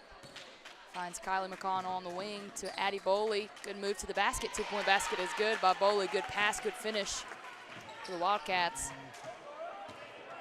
Good defense, good trap for McConnell and Humphrey. Lady Antlers trying to move it across. That was great trap defense there for the Wildcats. My internet has dipped down into the red apparently, so I'm not real sure if we're still up and going or not. This is being recorded though. Oh, we're back to green. Here we go. Ball almost stolen away. Lady Antlers were able to keep it though with a pretty wide open 2-point basket. Pass to Boley. Looks for Garrigus. Okay, Unable so to get it to her. I know what they did. It was 21, but they left it up there as 22, and when they scored that last time, they just added 1 point. Okay. So it makes sense. That's easier than just taking one away. Yeah. Good hustle for Emma McConnell. Jumped on the ball. Wait a minute. The jump ball. Now we've changed it to 25. Yeah, I'm not sure what's I'm not either. the issue there. Jimmy Stroud's looking, and I think he's about to go correct it, though. Jimmy Stroud is about to leave his spot on the bench to there he is. To go and. Oh, good defense for Emma McConnell. Comes up with the steal, finds Kylie McConnell down the floor. Good pass, good finish. 2-point basket for Kylie McConnell with the assist from Emma. Oh. Lady Antlers across the floor. Lily Humphrey's going to be whistled for the foul. That'll be her 4th. Team 4th. Yeah, I'm not sure on the scoring situation here. Not really either, but I'm just going to leave it where it's at. Yeah. Because they did call lane violation on that free throw shot. Yeah. Should have taken it away. I'm not sure what. Oh, well.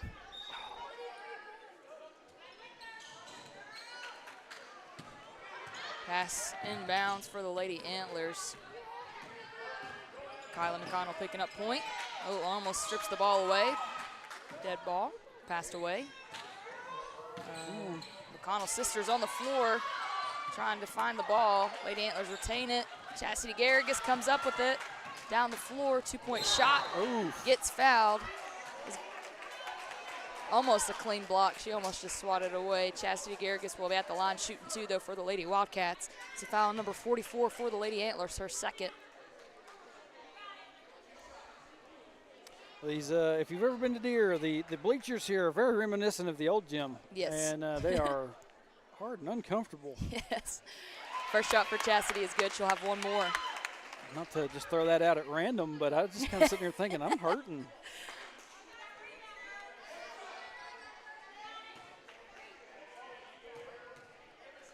Number 44 for the Antlers.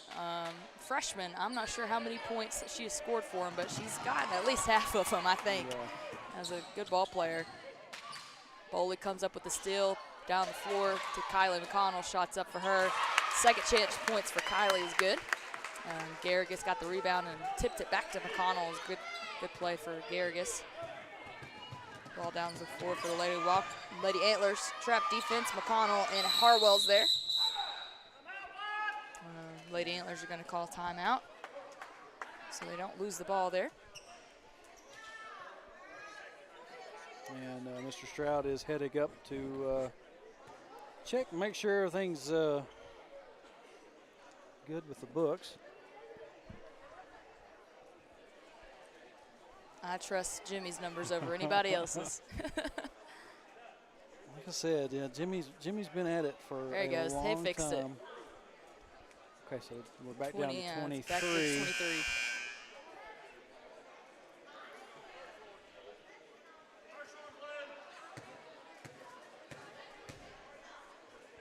Well, instead of me resetting everything and having to go through and hit those numbers back, you can do it. I'm just gonna wait. I'm just gonna wait and see if it doesn't correct itself. Sometimes if you do it, some situations will just fix themselves. That's right. But Lady Antlers on the inbound there. Garrigus on ball. And she's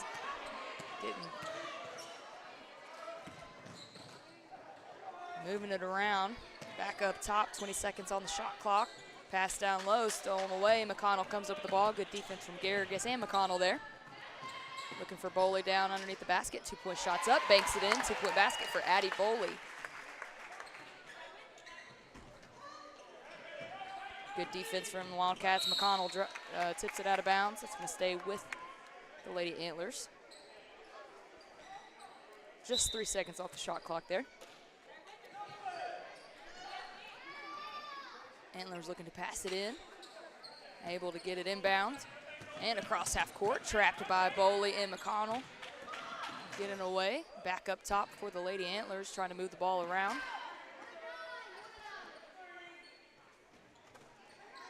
Lady Antlers on the wing, moving it around. Garrigus. Ooh, good defense from Chastity Garrigus. Gets whistled for the foul, though. It's going to be her second, team fifth.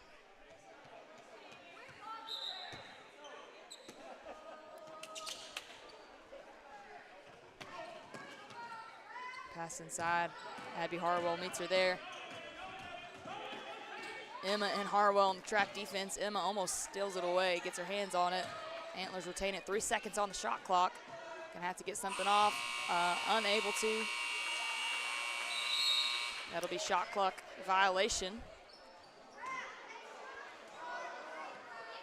yeah, honestly, like last season, shot clock violations didn't really happen all that much. Didn't have too many of them. Everybody was taking their shots. Yeah. Last week at Danville, I heard it at several times. Yeah. And then tonight, so some teams are probably just taking it a little bit easier on their shooting and not really paying much attention to it. Yeah. Good ball movement. 2-point basket for Chastity Garrigus down low. That was great ball movement for the Wildcats. And the score, like we said, 51-23. Yes. The 25 is still there because I don't want to have to reset my board here. And I'm still waiting on Deere to get that next 2 points to where I can say it's supposed to stay there at 25. McConnell for three. Emma off the back of the rim. Garrigus tries to chase down the rebound, unable to get to it in time. It's going to be Lady Antlers basketball. Danielle Kane checking into the game for Abby Harwell. And Charlie Campbell checking in for Chastity.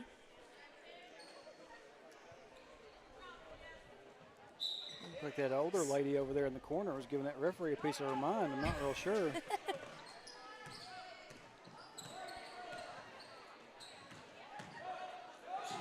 Thought about three, drives in and instead takes the 2-point shot. That's good. So now There we're it back is. to where we need to be. Yeah, 51-25. Yeah, there we go.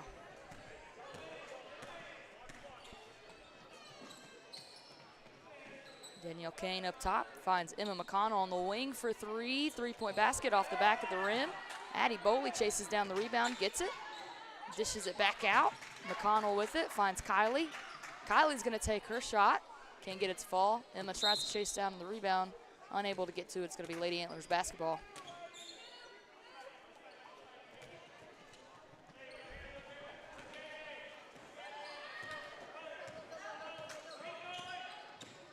Good defense from McConnell.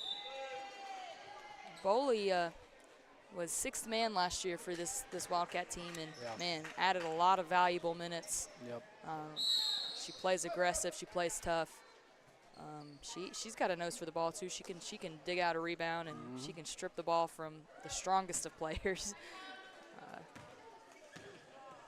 I enjoyed watching her and Ashla Navy double down in the post last year. Yep.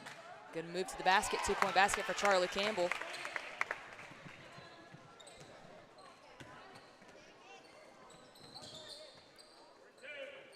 Lady Antlers moving it around on the wing, back up top, looking for something, passed it.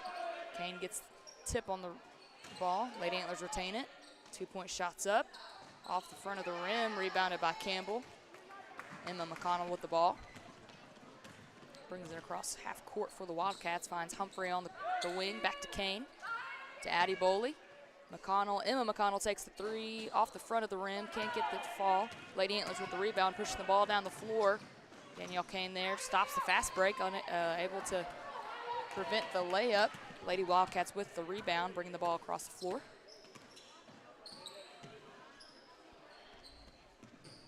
Lily Humphrey drives it in, 2-point shots up. And it's good for Humphrey. Said internet's just kind of dipping down into the red and back to green. If there's stutters, there is still some information. It's not like the stream is going dead. You'll be able to go back and watch part of this later if you feel like you missed some things with it being live. McConnell finds Boley down the floor, shots up, tipped, out of bounds.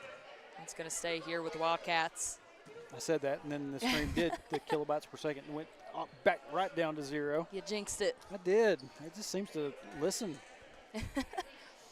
We've got number 21, Lydia Baker, and number 10, Brooklyn Barnes, checking into the game here for the Wildcats.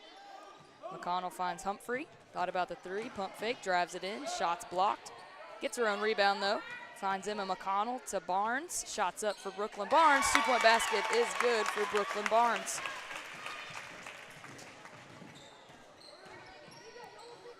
It's like a 3-second difference between the shot clock and the game clock here in this third quarter. Lily Humphrey comes up with the rebound pretty much by herself. Gets fouled, though. That's where she wasn't entirely by herself.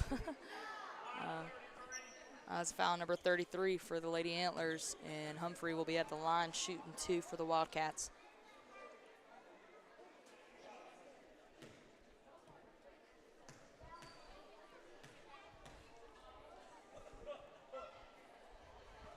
First shot's good. She'll have one more.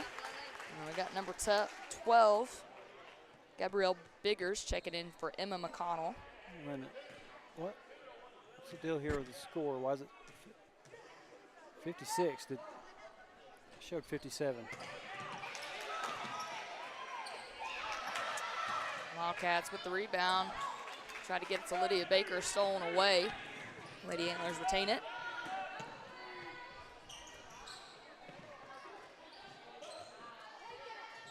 Lady Antlers down low. Charlie Campbell meets you there with Lydia Baker, moving the ball around.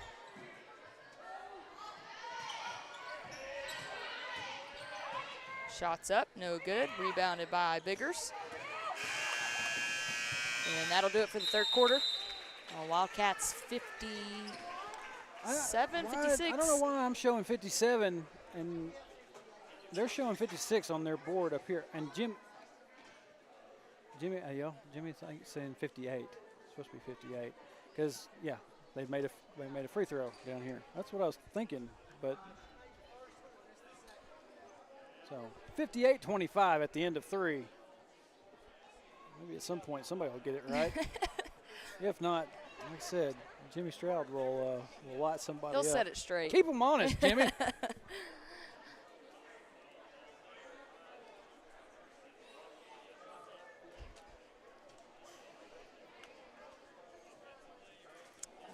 1 quarter left to go in the senior girls game.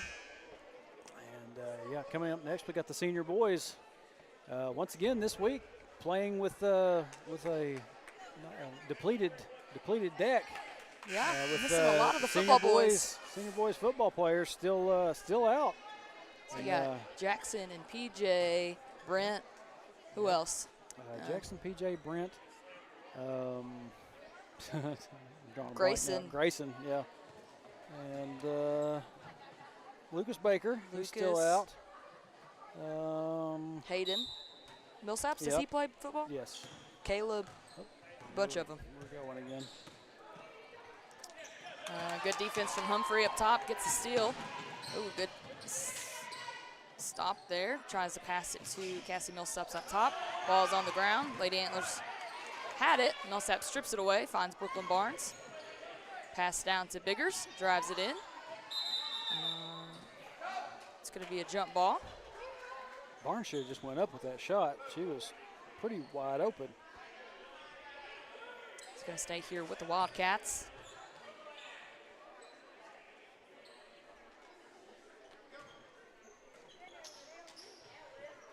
Lydia Baker takes the three-point shot. Can't get it to fall. Lady Antlers with the rebound.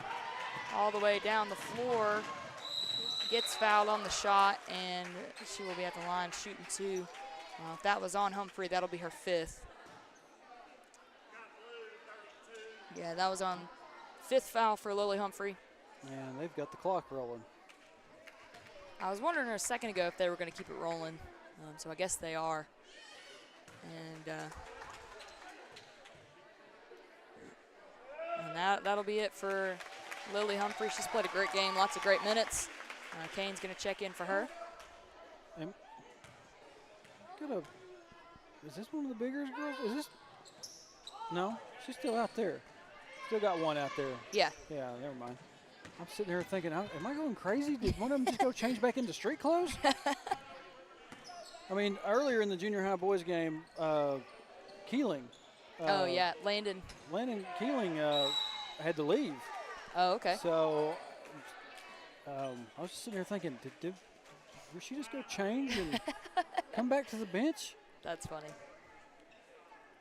Okay, now, sometime my clock got ahead, even though it was behind just a few seconds ago.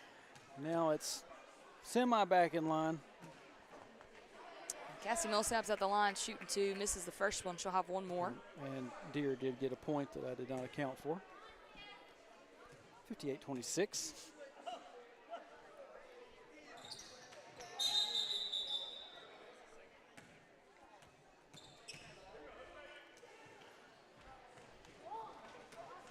Trey's got this new handy-dandy contraption where he controls everything from this little device.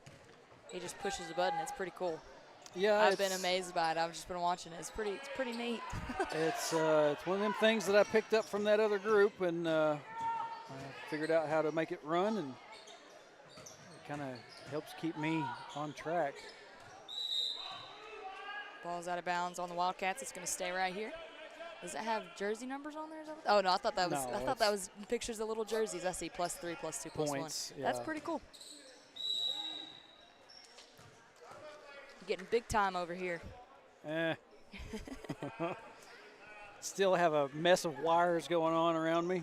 Hey. One of these days we'll figure out something we can build into a transportable table. That'd just be be able cool. to carry everything in this table, and then it sits up. I don't know. That's wishful thinking. Hey, that'd be pretty cool. Hey, the stream looks great. You do a great job. That's what matters.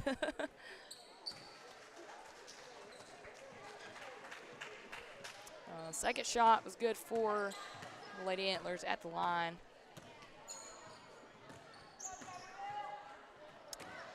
Pass intended down low for Millsaps is thrown out of bounds.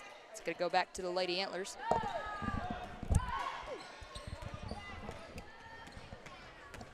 Bless you. Thank you. I was able to get that microphone off just in time. I had to sneeze. Felt it coming.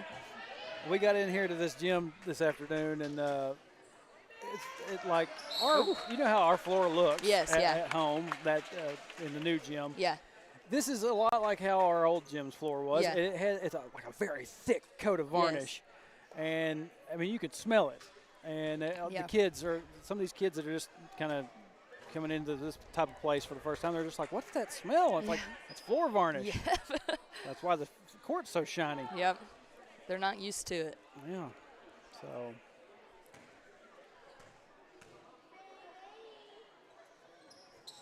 Second shot's no good. Millsaps with the rebound. I grew up playing in a gym pretty much like this. No air conditioning. Really? Nothing. And well, it's like I've said earlier, you know, this is very reminiscent of Hector's old gym. Even though I think Hector's old gym, even the court is a little bit longer, like I said, I just feel like this is small. Maybe I'm just very closer cramped. to it. Yeah. Like there used to be an old bit on a British TV show called Father Ted. They used to play this game called Small and Far Away. When we're at our gym, we're further away. Yeah. When we're right here in this position, it looks small. That's true. They'd always be laughing about the cows out in the field. And, you know, like, all right, Dugan, Yeah. that cow out there is far away. He's like, you mean small? No, Yes, I mean far away. Yeah, I kind of feel like I'm on the bench with the players right now. A lot like good Western three-point Hill shot. last year. Yeah. Being as close as we were to that one.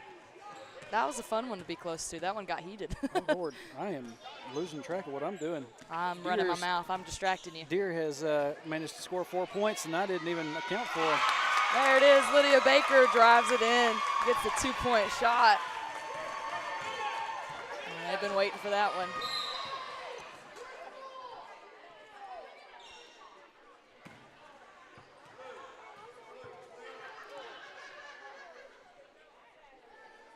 So she got a score, and then she fouled somebody? I don't know if 2-1?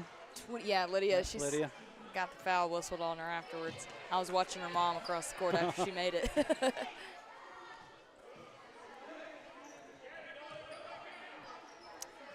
Lady Antlers moving the ball around down low, back out. 18 seconds on the shot clock for them.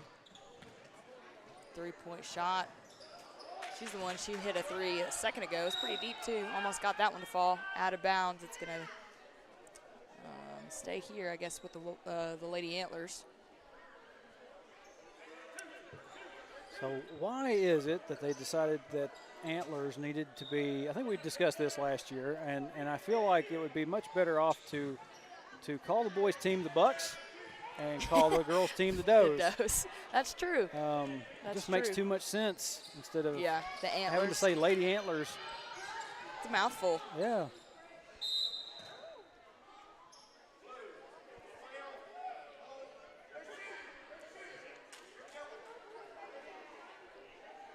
We got a foul, number 12, Gabrielle Biggers, and they'll be shooting 2.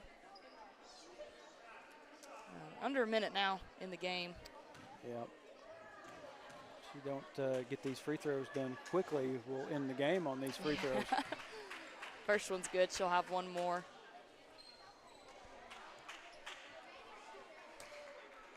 I believe that's what she's going to do. She's going to take her time. Maybe that Chris is getting the ball to her.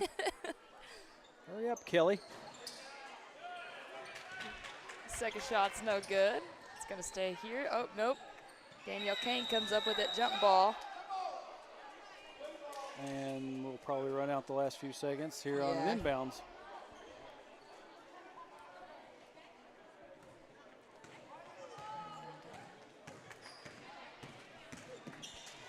Lydia Baker takes a 3-point shot. No good. And that'll do it for the end of this senior high girls game. Final score, Hector Lady Wildcats 60, Deere Lady Antlers 31. That was a pretty solid game from our Lady Wildcats. Yeah.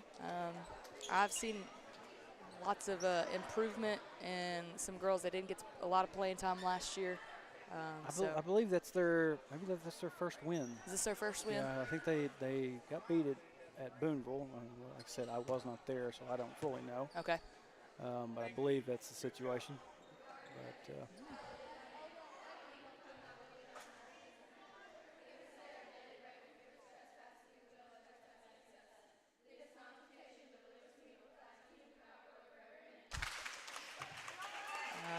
I love that they meet at the half court after the game every time, but it always get really tickled how fast they go through. Yeah, they go through They the Lord's speed Prayer through at that. warp speed. It always makes me laugh. So anyways, good solid game, good solid win for the Lady Wildcats. Did a great job. Got our senior high boys coming up next. I'm about to see them run out.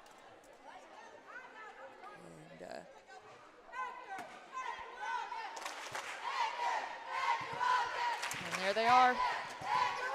Some new faces for them as well.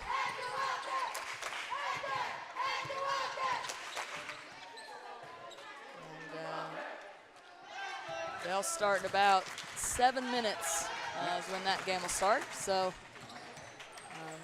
we'll take it to break. We'll be back with you for the start of this game here in just a few minutes, right here on Cat TV.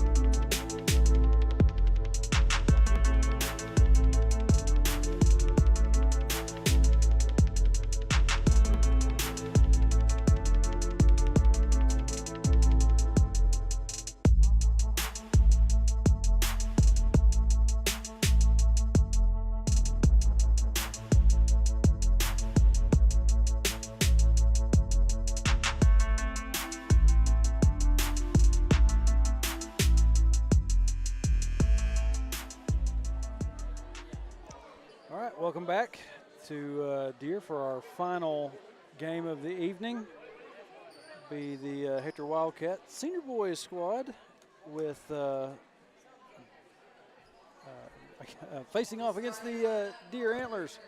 Sorry, I got a little bit distracted for just a second. And Mackenzie has rejoined us.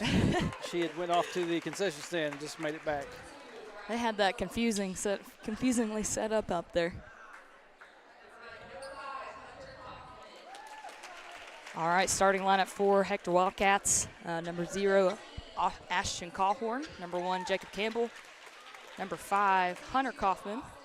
Number 15, Caden Story. And number 22, Austin White. What's happened here? Oh, somehow went to fade black. I don't know why. Sorry about that, y'all. So as we mentioned earlier, missing a lot of football boys.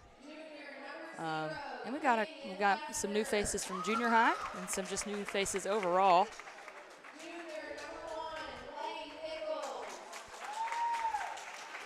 Kid's got long hair. Yeah.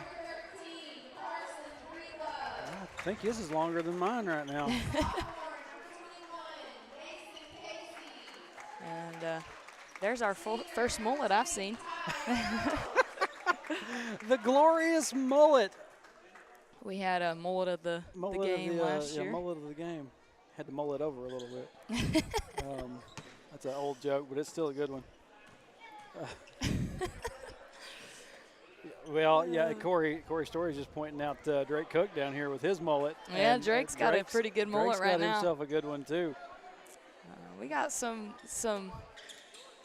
I forget we actually have one here on. Drake's got a mullet on squad with us. Winston doesn't have a mullet, but he's got some long hair right now. Yeah. He's got that headband on him. I told him when they did the blue and white game, he was wearing the bandana. I told him, I said, "You look like you're homeless." He's like, "Speak for yourself." So Callhorn going to be. I think that Callhorn grows like 5 inches every time I see him. Yeah, he's. Well, him and Grayson Mulder. I'm telling you, both of them. During the early part of football season, I ran into Grayson, and I was looking up at him. And I thought, my goodness. He's tall. All right, Hunter Kaufman at point. Callhorn technically won the tip, but Antlers had it. Pass up to Austin White up top. Kaufman down to Caden Story, driving it in. 2-point basket for Caden Story is good. See, Caden Story, Hunter Kaufman, Winston Hull, and that's all I see out there right now, or on the dressed out right now. We're all on junior high team last year.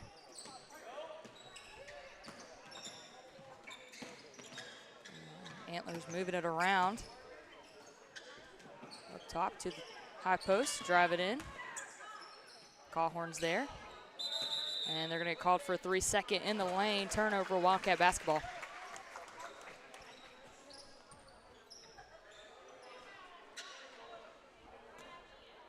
Matt Huffman a little bit ago in the chat had indicated that he has seen some does with some horns. So you can't really, I mean, that's female and male deer, just whatever. Don't necessarily have to always be correct, but. That'll be a jump ball. It's going to stay here with the Wildcats.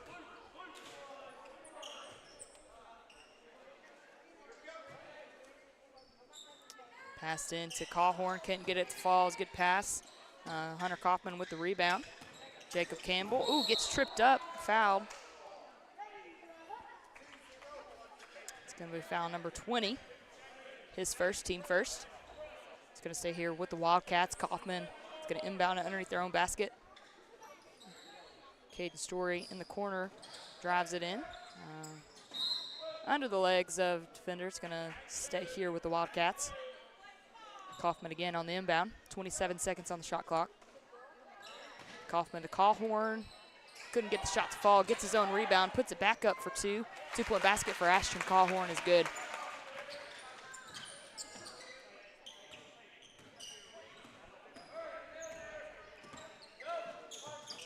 Ball stolen away by Cawhorn, passes it off to Hunter Kaufman, back to Cawhorn. Shots up for Cawhorn, no good. Rebounded by Jacob Campbell to Caden Story for three-point shot off the front of the rim. Cawhorn with the rebound, put back up for two-point basket's good for the Wildcats. That shot by Caden Story is, like I said last week at Danville, at some point, a lot of those are going to start falling. Absolutely. I've seen that kid be a sharpshooter. I He know can he shoot. can do it. Absolutely. So give it some time. Cawhorn with the steal. Down the floor, shots up, tries to dunk, gets fouled. We know that kid can dunk. Seen him do it. I believe he had like maybe two or three times in the blue and white game that I saw him do that. It's foul number 20 for the Antlers, his second. And Cawhorn's going to be at the line shooting 2. And Deer is going to take a timeout real quick.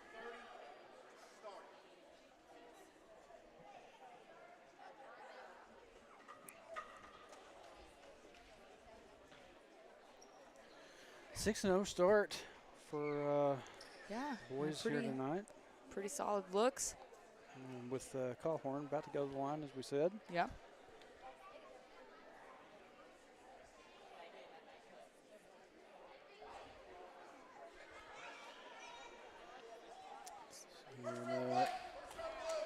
It's one of those. This is one of those years for the senior high boys where you got a lot of talent. You got a lot of young talent, and you're going to see it's going to be a different team also when the football boys come back. Yeah. Because you're, like we said earlier, missing a bunch of them. First shot for Cawhorn, in and out, no good. He'll have one more. Winston Hull is going to check in here for Cawhorn, I believe.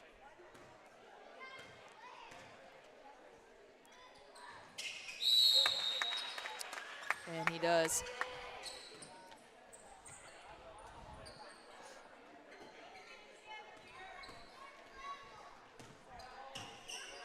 Antlers bring the ball down the floor. Caden Story picks up the ball up top. Moving it around.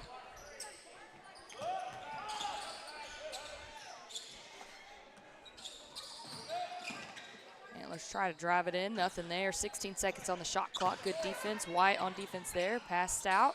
Shots up. Blocked. Retained by Winston Hull. Passes down the floor to Austin White. 2-point baskets up. Gets it to fall.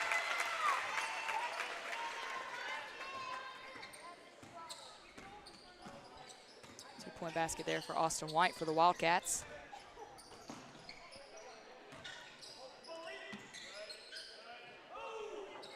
Good defense from the Wildcats. 20 seconds on the shot clock for the Antlers. Drives it in, shots up, no good. Kaufman brings down the rebound, finds Jacob Campbell, who brings it down the floor for the Wildcats.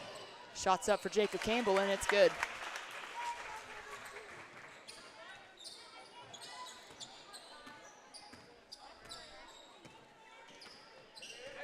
The Wildcats in a man-to-man defense right now. Jacob Campbell on ball. Dead ball here. Kaufman almost comes up with the steal.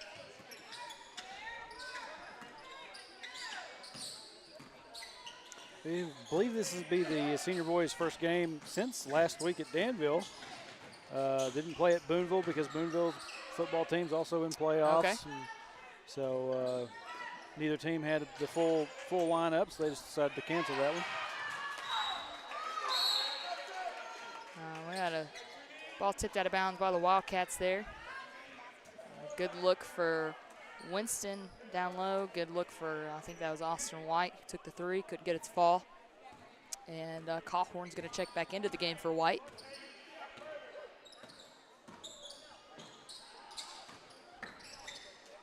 Hunter Kaufman last year for the junior high boys.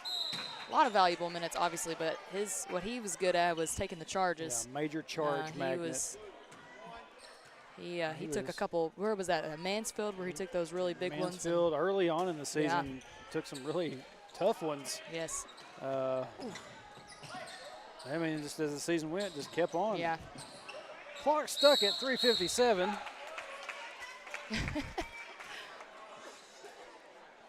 Brenda Housley earlier in the chat had indicated said something about that I love the clock operators, and I was laughing about that off air. I said, yes, I do. And now they're going to, now it's finally running. Let that get down 350, and there we go. Another case of them things just kind of sorting themselves out. Deep three for the Antlers off the front of the rim. Winston Hull brings down the rebound. Takes it across half court himself. Tried to skip it over to Jacob Campbell. Couldn't get it to him.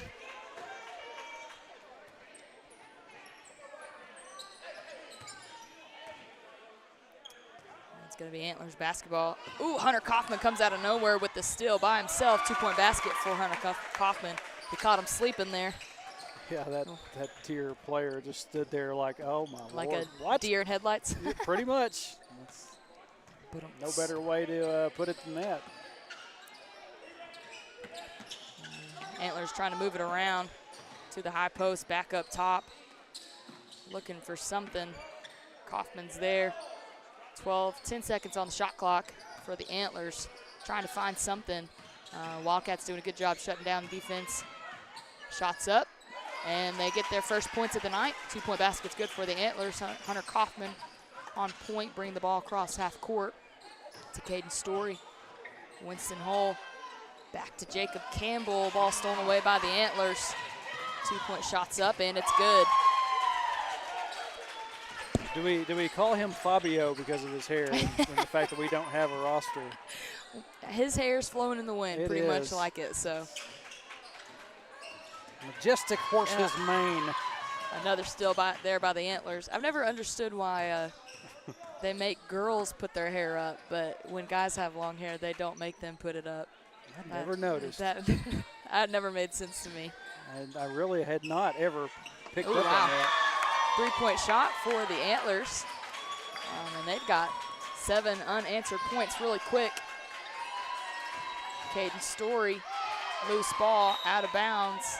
It's going to stay here with the Wildcats. And we've got number 2, Riley Loppy, and number 22, Austin White, checking into the game here for number 1, Jacob Campbell, number 15, Caden Story.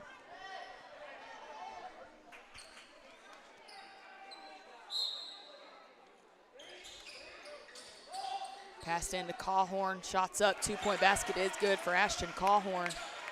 Good inbounds pass by Hunter Kaufman. That was something they tried quite a bit at Danville the other night, and it just couldn't get in sync. And looks like they finally have been able to get it. Winston Hull with the steal to Hunter Kaufman. Pump fake, 2-point basket is good for Hunter Kaufman. That was a good ball fake there by Kaufman. Good finish. Antlers moving it around. Driving it in. Good defense there for Kaufman and Loppy. It's going to be tipped out of bounds. They're going to stay by the Wildcats, so it'll stay right here with the Antlers. 20 seconds on the shot clock. Pass inside, shots up. And they're going to have a foul on Riley Loppy. He's going to get a whistle for the foul. Fabio's going to be at the line shooting 2 for the Antlers. I didn't expect that to stick. And I mean that in the best way possible, because his hair is really nice. Like I said, we don't have any rosters, so we're just giving nicknames. I honestly am really impressed with how good it still looks with him playing basketball right now, because mine could never.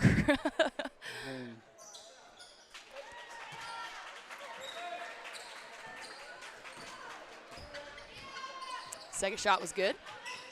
Loppy in the corner trying to find Cawhorn. Gets trapped, though. And we're going to get a foul called on number 20 for the Antlers. That'll be his team third.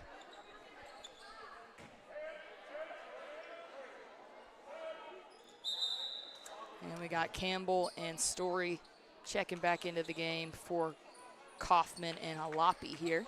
Just occurred to me I did not have this recording. Hopefully Ben and them do not need my footage tonight. We got a travel call, turnover, Antlers basketball.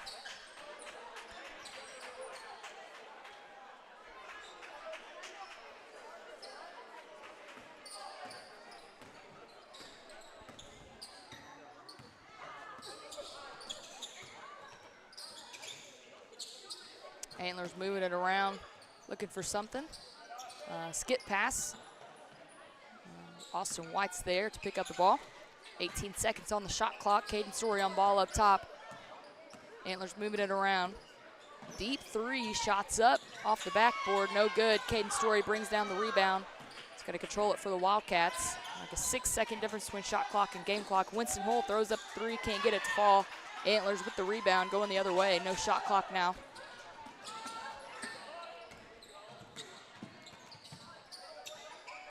Ball up top for the Antlers. Dead ball, now they're going to move it back around. 19 seconds left in this first quarter. Pass to the high post. Nothing there. 3-point shots up off the front of the rim. Caden Story with the rebound again. Going to push it down the floor. Shooter kind of did a little bit of a stutter step Yeah, there, he but did. went undetected. Winston Hull, there it is. Wide open look for Winston Hull at the buzzer. Great end of that first quarter there. Wildcats 20, Antlers 8. Good job by Winston. Yeah, it was a good skip pass by Caden Right Story. there at the buzzer, too. I didn't have to worry about what my replay. Hey, there you having go. my replay running for that. Winston Hull, he had one game last year. I can't even remember who they were playing. The one that sticks out in my head is the game winner against Lavaca. Yes, was that Lavaca? Three-point shot. That's the one I was at talking. I couldn't home. remember who it was, but he hit a huge three at the top of the key. Yep. That won the game for the Wildcats. That was a fun one for him, I know. That's one of those you don't ever forget the game-winning shot. Yeah.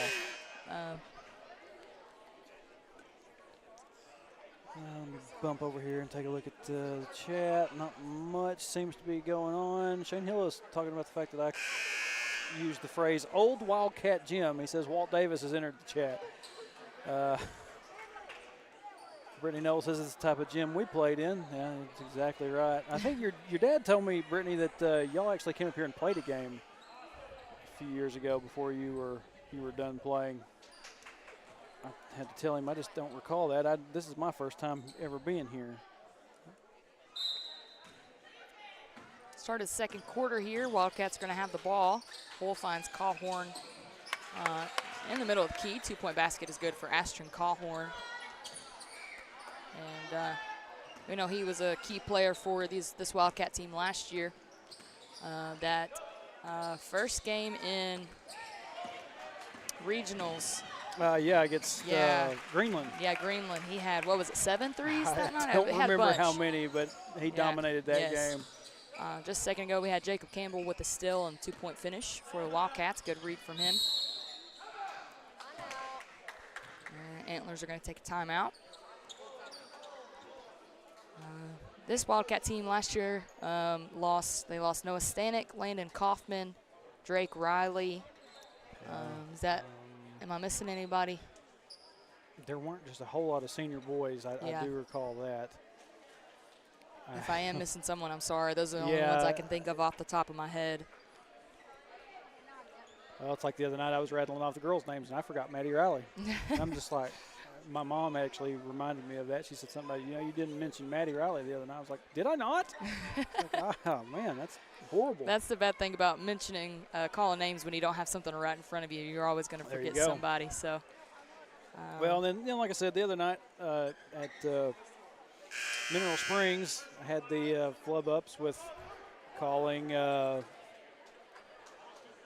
Hayden Millsap's Landon Darter and kind of mixing those numbers up and just football is hard because you can't see their faces to help you out too. See their faces, and then some of the uniforms, you get to look at them from far off like I was. Yeah. 8s turn into 0s. Yes. Sometimes even 6s.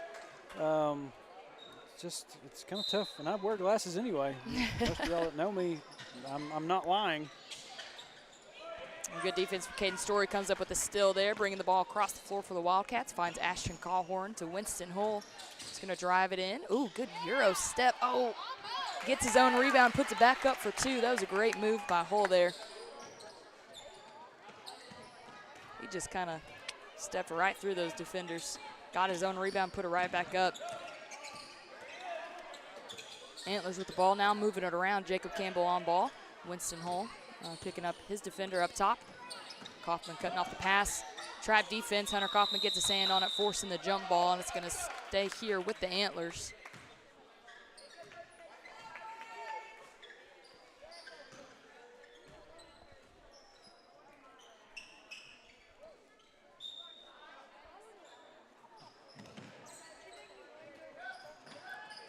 Antlers looking for something, able to get it in. 13 seconds on the shot clock. Hunter Kaufman picking up point. Good defense from Campbell. He's going to get whistled for the foul, though. I think that's his first, or his second team first of the quarter. There's still for Jacob Campbell. Another one. Shots up. No good. Winston Hull with the rebound. Put back points for Winston Hull. Kaufman somehow ended up with the ball down there. Missed that. Kind of got fouled on the shot. Didn't get called, though. Yeah. Antlers come down with it. Thought that looked a little bit rough myself, but like you said, no call. I don't know how he ended up with the ball, but Neither. good defense from Hull. Got his hand on it, tipped it. Good block. It's going to stay here with the Antlers.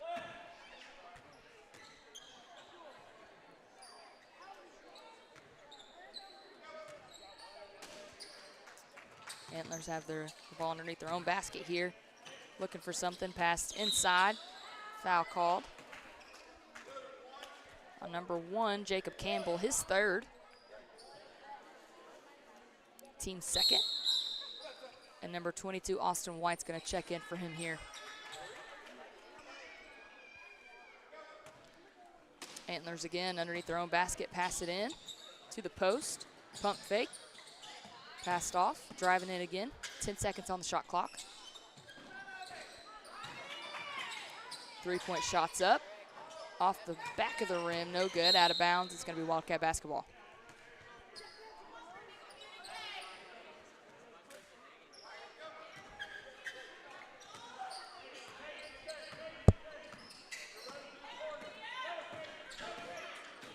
Hunter Kaufman passing to Ashton Cawhorn.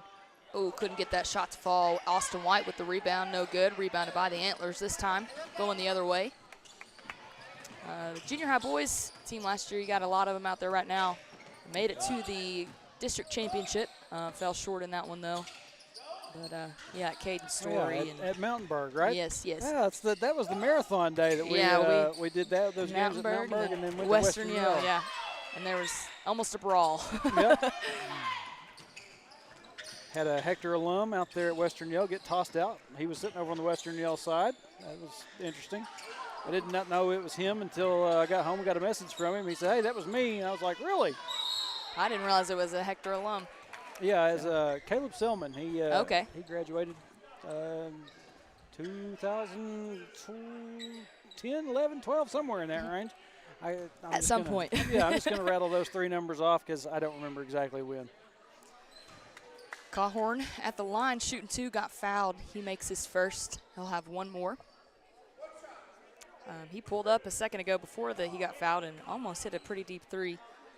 Went in and out. Second shot for Cawhorn's no good. Antlers bring down the rebound.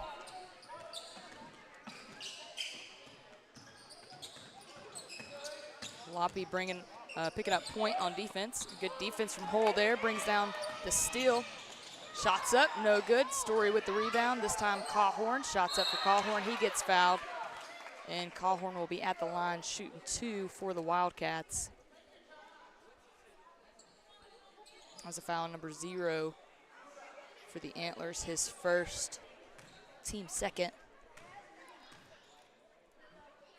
First shot for Cawhorn is good. He'll have 1 more.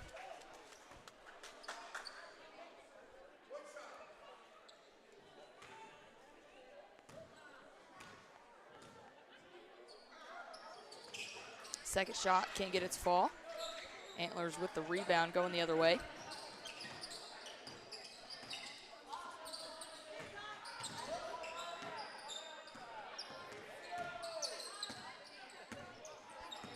Cool and Loppy putting some pressure on ball up top. Caden Story comes down with the steal, reads the pass, takes the ball all the way down the floor. Couldn't get the shot to fall. Cawhorn with the rebound, back up, no good. Antlers with the rebound this time, going the other way. Kaufman putting some pressure on ball handler, almost comes up with a couple steals there. Antlers trying to set up their offense here, get something rolling, moving the ball around, nothing there. Loppy putting some. Yeah, Loppy just stuck to him Yeah. like glue. A little bit delayed there, but they did call double dribble on Antlers. Turnover will be Wildcat basketball. That was good defense from Loppe forcing that turnover. Kaufman at point.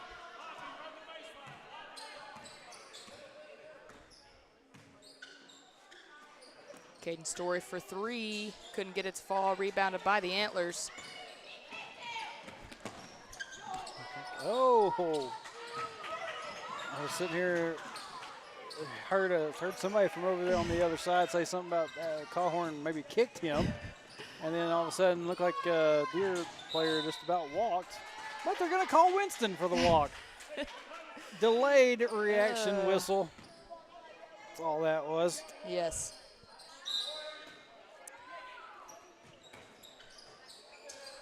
So full court pressure here for the Wildcats. Antlers trying to get it across, unable to yet, and really close to the 10-second. And I think they're going to call him there. It is about to say the shot clock shows it's been 10 seconds, and they get the 10-second violation. Turnover, Wildcat basketball. Good defense from the Wildcats in the backcourt.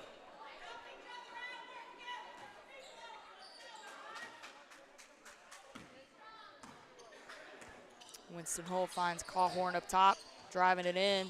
Shots up, no good. Gets his own rebound, though. 2-point basket's good for Ashton Cawhorn.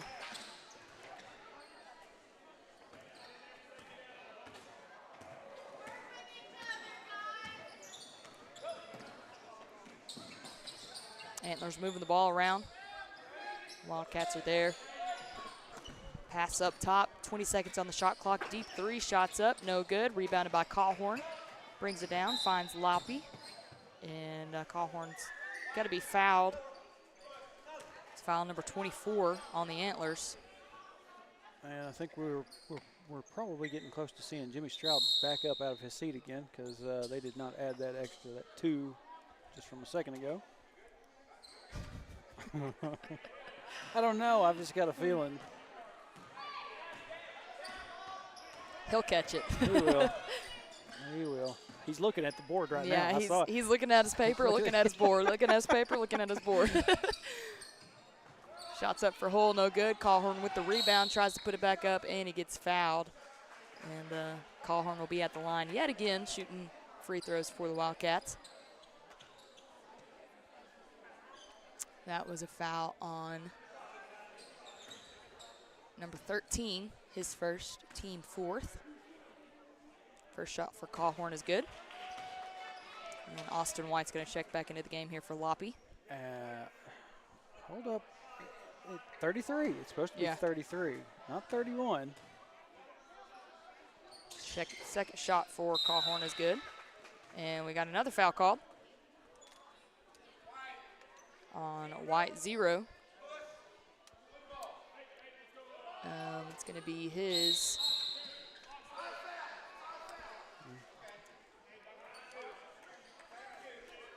number 0, his second, team 5th. So Cawhorn's going to be at the line shooting 2. And looks like Mr. Stroud did get their attention and gets the score fixed. That's what I thought. The man, the myth, the legend. First shot for Cawhorn's good. He'll have one more.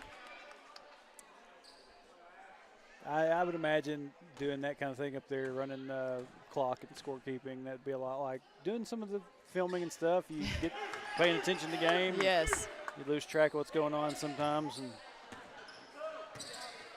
my senior year of high school, I had to run the clock. We hosted the junior high district championship or district tournament. I had to run the clock for the championship game. That was stressful. Nerve-wracking. Yeah, I did not like that. 2-point shot for the Antlers is good. Andy gets fouled.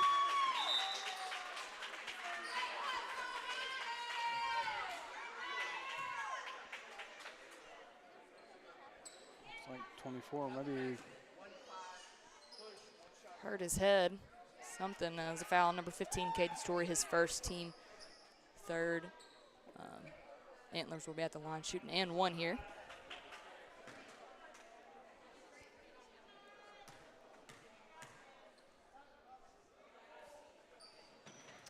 Can't complete the 3-point play. Winston Hull brings down the rebound for the Wildcats, brings it across half court, all the way to the basket. Skips it to Hunter Kaufman for 3. 3-point basket is good for Hunter Kaufman. Good look for Hull. Drives in Gets the defenders to pick him up and dished it back out to Kaufman. Antlers up top, trying to move the ball around. Pass to the high post. Pump fake, shots up, 2-point basket, no good. Ashton Callhorn brings down the rebound, and he gets fouled. It's a foul on number 21 for the Antlers. His second, team 6th, so Callhorn will be at the line shooting 2.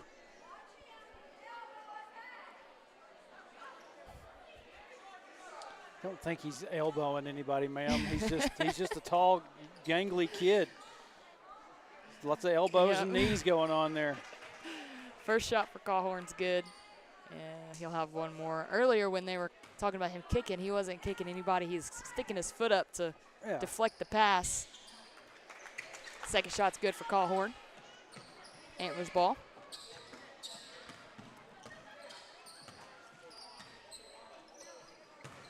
Pass up top, back out for the Antlers. Winston Hull almost gets his hand on it to the high post, shots up, banks it in, 2-point basket is good for the Antlers.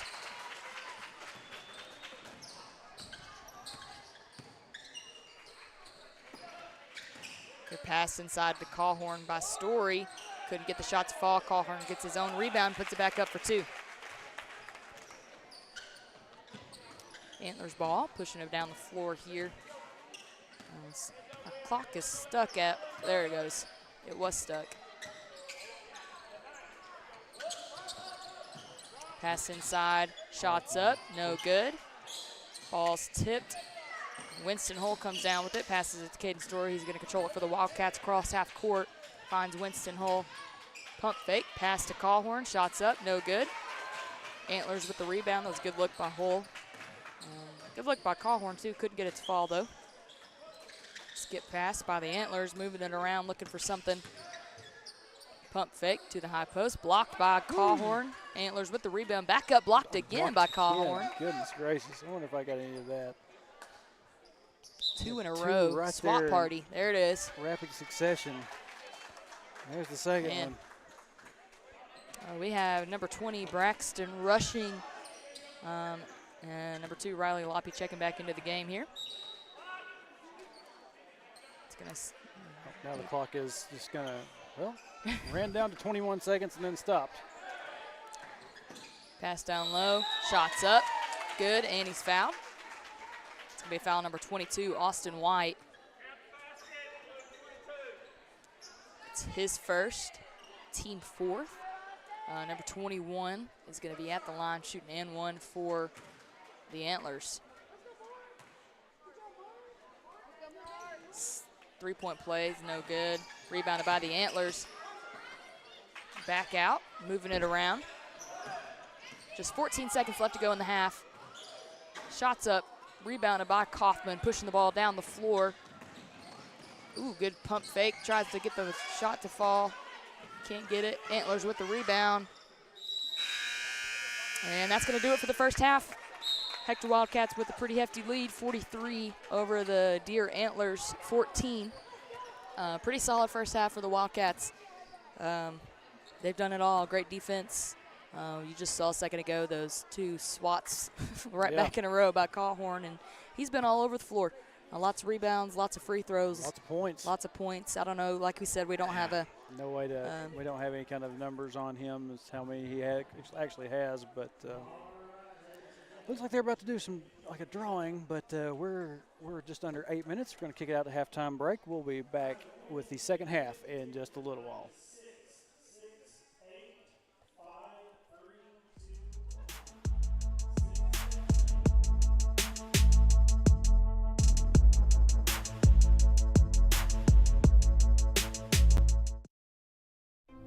I'm Carol Collins, and I'm running for Pope County District Judge for our future. In my 25-year legal service, I've worked in law enforcement, as prosecuting attorney, as a public defender, and as a district judge. This makes me uniquely qualified. I want to make sure that my children, my grandchildren, and your family prosper and grow in Pope County. That means keeping our communities safe. That's why I'm asking for your vote for District Judge March 5th. Safeguarding your building from the elements starts at the top. Use the company that's worked hard to earn the reputation as a top commercial roofing company in the area, Miller Roofing. Miller Roofing Company is local, family-owned, and their full-service team has been in business for over 30 years. Extensive experience working hand-in-hand with product manufacturers for new roofs, coatings, repairs, and re-roofs on many different types of commercial properties. We also know the importance of getting construction finished quickly. Contact us for a free consultation on your roof today.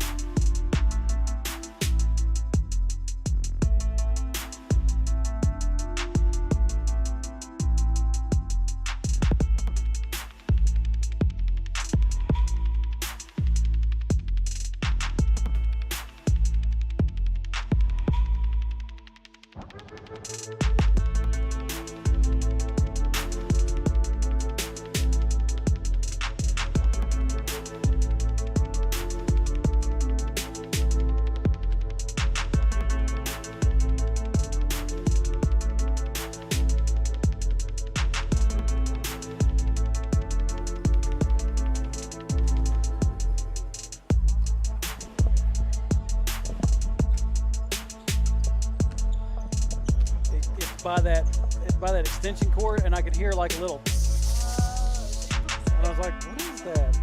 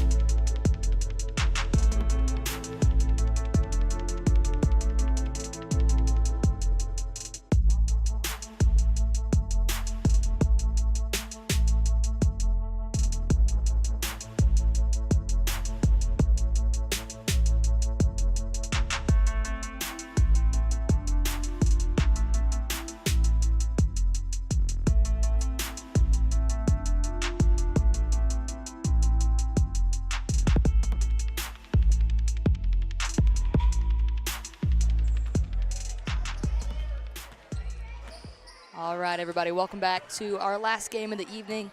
Hector WIldcat Senior Boys versus the Deer Antlers. Pretty hefty lead for the Wildcats right now, 43-14. If I remember correctly, the clock will be running this second half because we had that 30, right at almost 30 point. So I would almost bet that somebody's probably saying, yeah, go ahead and run the clock. Yeah. We're going to have our starters back out here for the Wildcats. We decided to move the coach's iPad down a level, so I'm going to have that in the shot for the night. Nice job, fellas.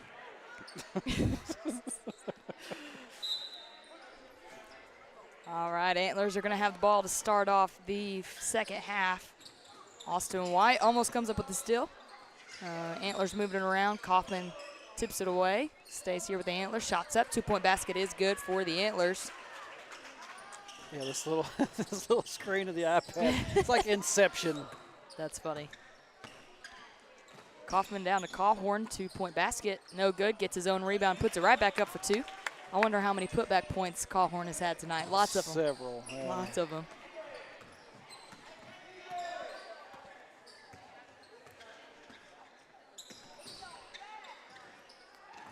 Antlers moving it around. Looking for something. Pass down low. Loose ball on the ground. Lots of hands on it. It's going to be a jump ball. It'll go back to the Wildcats. And yes, the clock is still moving. So unless for some reason they decide to shut it off here in a second.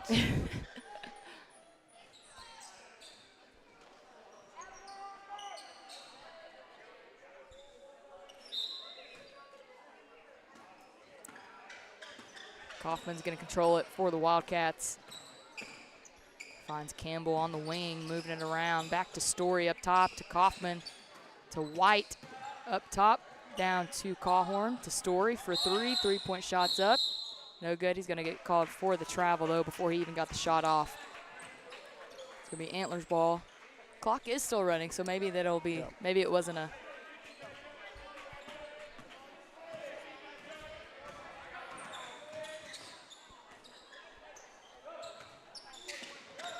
Antlers moving the ball around. Looking for something. 20 seconds on the shot clock. Pass down low, out of bounds. Thrown away. It's going to be Wildcat basketball.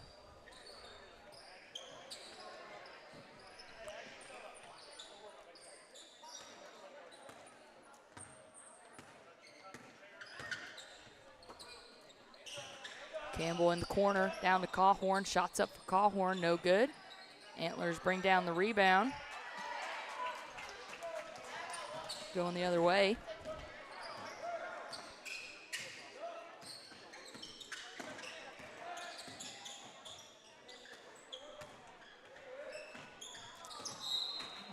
Pass right through his hands. It's going to be out of bounds. Wildcat basketball. We got Winston Holt checking into the game here for number 22, Austin White.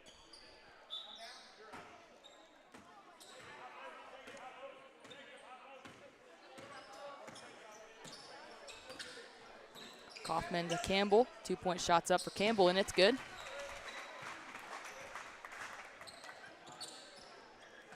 Internet dipped down into the red again. Maybe it'll correct itself eventually. Antlers drive it in. Nothing there. Pass back out. Tipped by Cawhorn. Kaufman brings it down the floor. Back out to Cawhorn. Good little move to the basket. Up and under. 2-point basket is good for Cawhorn. That was a great pass by Kaufman. I was looking for a little off the back oop there. Off the backboard oop. Ball's out of bounds. Turnover. Wildcat basketball. And we got number 2, Riley Loppy, and number 20, Braxton Rushing, checking into the game here for Cawhorn and Campbell.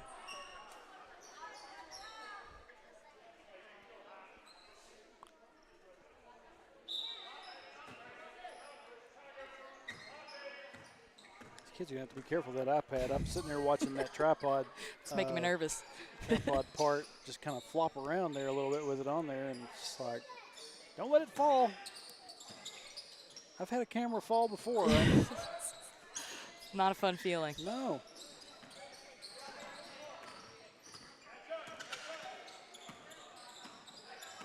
Antlers with the ball. 3-point shot is up. Couldn't get it to fall. Hull brings down the rebound. And Antlers still at right back. Looking for something. 2-point shots up. No good. Loose ball. Kaufman comes down with it. Finds Riley Loppy to Winston Hull, driving it in. 2-point shot is up for Winston Hull, and it's good.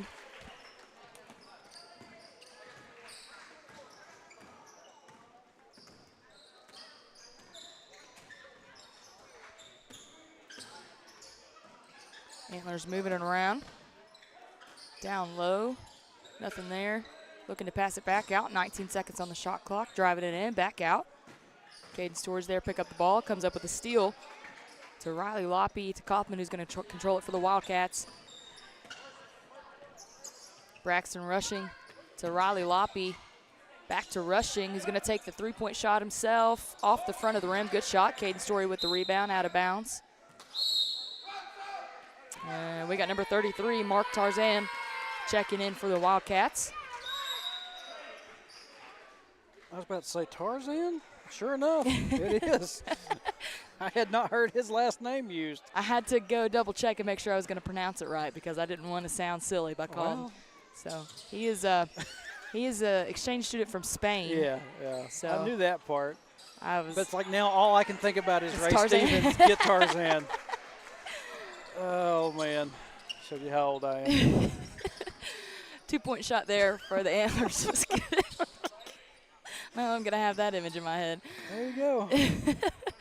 2-point shot for Hull is good. Good pass by Story.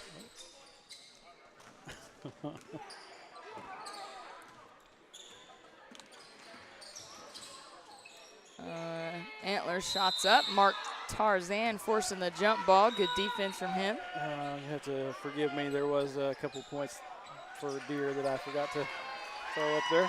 And we got number 55, Rylan Qualls, checking into the game for the Wildcats, and number 13, Drake Cook. I think Rylan told Ben he was hoping he was going to get to play today. I love and it. Said, we'll find out. He's in now. And I'm thinking that'll probably do it for most of our starters here, even though they don't have a lot of depth right now because of, like I said, football. So maybe they'll see a couple more minutes. Antlers moving it around. 3-point shots up. No good. Mark brings down the rebound, pushing the ball down the floor, passes it to Braxton Rushing. Ball's out of bounds. It's going to be a foul on number 1 for the Antlers. His first, team first. Wildcat basketball. Rushing's going to pass it in to Loppy. Moving the ball around. Rylan Qualls. He's going to take the shot. Shots up for Qualls. Couldn't get it to fall. They're going to pass it right back to him, though. He's going to take another one. Oh. Very nearly. And they're going to give it right back to him. Oh, almost.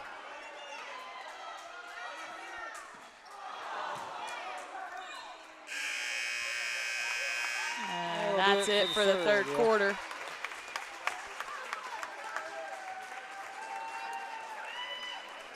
Wildcats have the lead 53-18.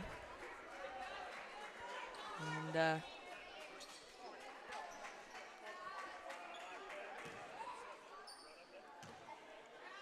I think Rylan was ready to head off back down the other side of the court. He was ready. You know, they just kept giving it to him, so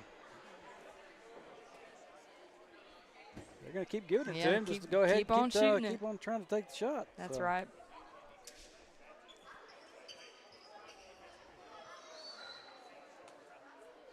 I still that tickles me that his last name is Tarzan. I did not know. I hadn't paid enough attention to the roster quite yet, and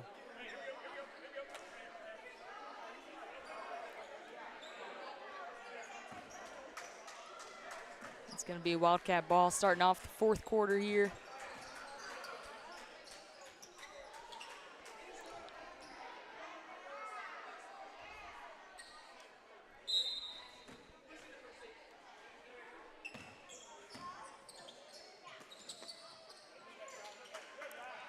Good pass into Mark.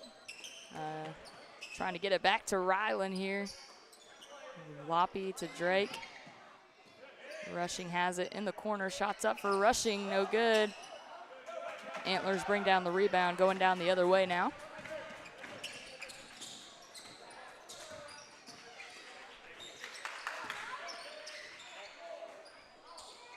Shots up, no good. We got a foul called.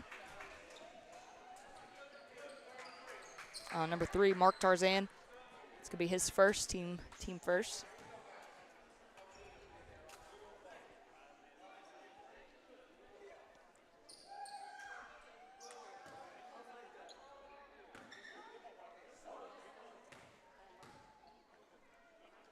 First shot for the Antlers is good. No good, sorry. Austin White's gonna check in here for Rylan Qualls.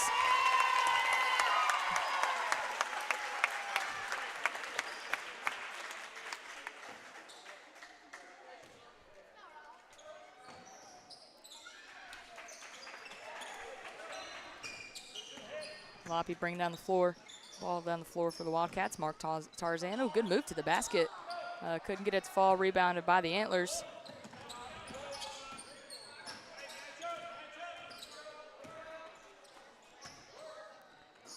Antlers moving it around. Pass down low. Shots up. 2-point basket is good for the Antlers.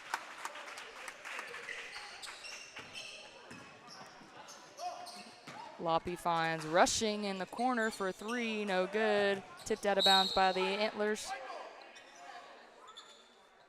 Or for the Wildcats, I guess.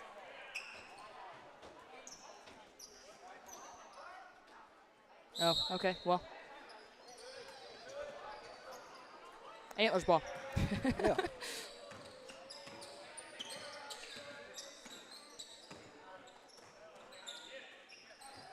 Wildcats moving it around. Antlers moving around. Mark Tarzan with the steal. Mark's going to bring it down the floor. Finds Braxton Rushing down the court. Back to Riley Loppy up top. Drives it in. Austin White on the wing. Loppy drives it in. Skip pass. Good pass by Loppy.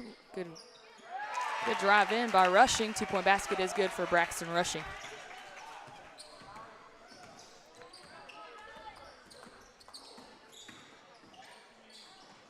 Good pass by the Antlers. 2-point shots up. No good. Rebounded right back down. Shots up again. Can't get its fall. Tipped out of bounds.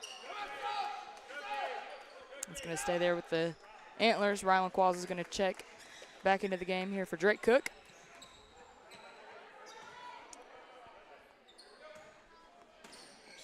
You've got like a low number of viewers on Facebook, which is very uncharacteristic. Got like 2 or 3. Really? Yeah.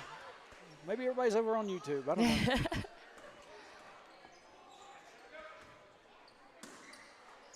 Maybe they just decided they've watched enough of this game.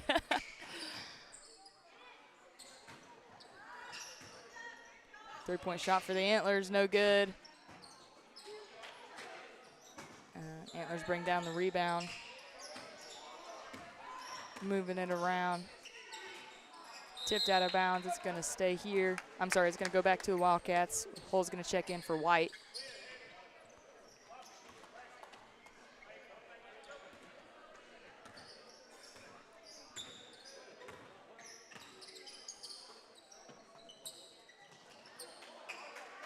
Ball stolen away by the Antlers.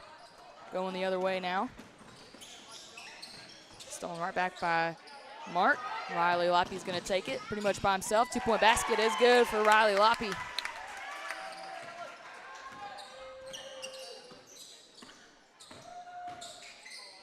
Shots up, no good. Antlers with the putback. Rylan Qualls brings down the shot. He's going to be by himself down the floor. 2-point shots up, and it's good for Rylan Qualls.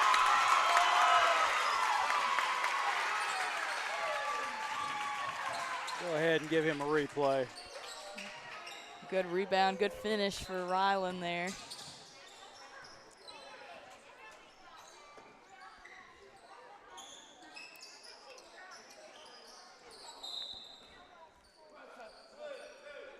loved the sportsmanship there. That was really cool. Yeah.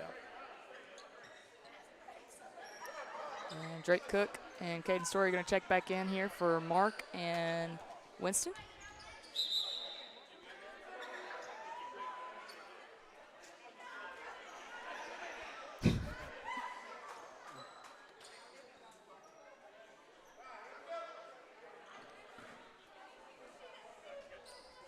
Three-point shot for the Antlers. No good. Brought back down. Tipped out of bounds. It's going to stay here. We're subbing in and out quite a bit. Mark checked back in for Ryland there. He's excited coming off the court.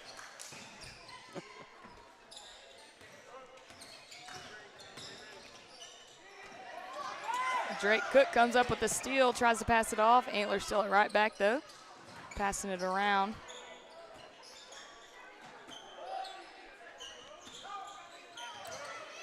Stays here with the Antlers. Two-point shot is up and it's good. Loppy finds rushing down the floor. Two-point shot's up, no good. Tarzan tries to bring down the rebound. I'm not going to be able to call him by his last name because I'm just going to have to call him Mark. Shot's no good. Mark brings down the rebound. Story pushing the ball down the floor. Well, I'd have to wonder if there's like a slight difference in pronunciation. Yeah. A Tarzan or something. Maybe not just necessarily Tarzan, as we think of it. Probably not. Swinging through the trees with the greatest of ease. I'm probably saying it with a very thick American accent. Tarzan. Been in Hector too long. Yeah. Under a minute left in this one.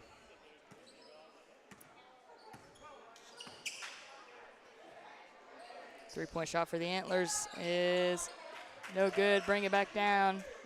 Back up for two.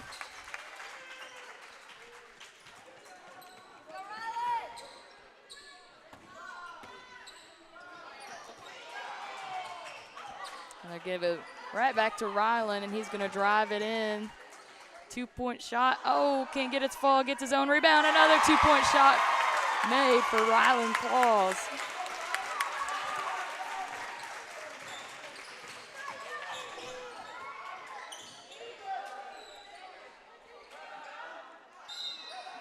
We got a foul called on number 33, Mark. And they have stopped the clock with 7.8 left. They're going to let Deer player take his shots. Well, I didn't have it on the list of upcoming events because this the set for tonight's games were made prior to Mineral Springs game. Okay. So it did not note the fact that we have a playoff game Friday night. And we will be heading out to Carlisle. I don't know what the situation is out there just yet, how we're going to be set up. Yeah. But I believe Drake Riley is supposed to be back for maybe for this one last hurrah. One last hurrah. If that's how it goes, and so we're going to hope that it's not. Yeah. With, looking forward to that. Should be a good one. So. But that will do it for tonight's games. 3 for 3? 3 for 3. Awesome. Junior high Awesome. boys. Good night for basketball. Won by about 11. Girls pick up a good win, and so did the boys. Let them,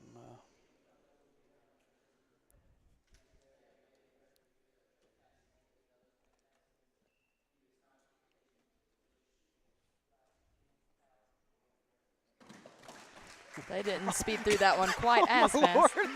Coach Casey's son, I think that the slap on Did the it floor, scare him? it scared him. He jumped. He came right out of one of his shoes. Oh, my goodness. Oh, that's great. I can't help it. I had to laugh at that.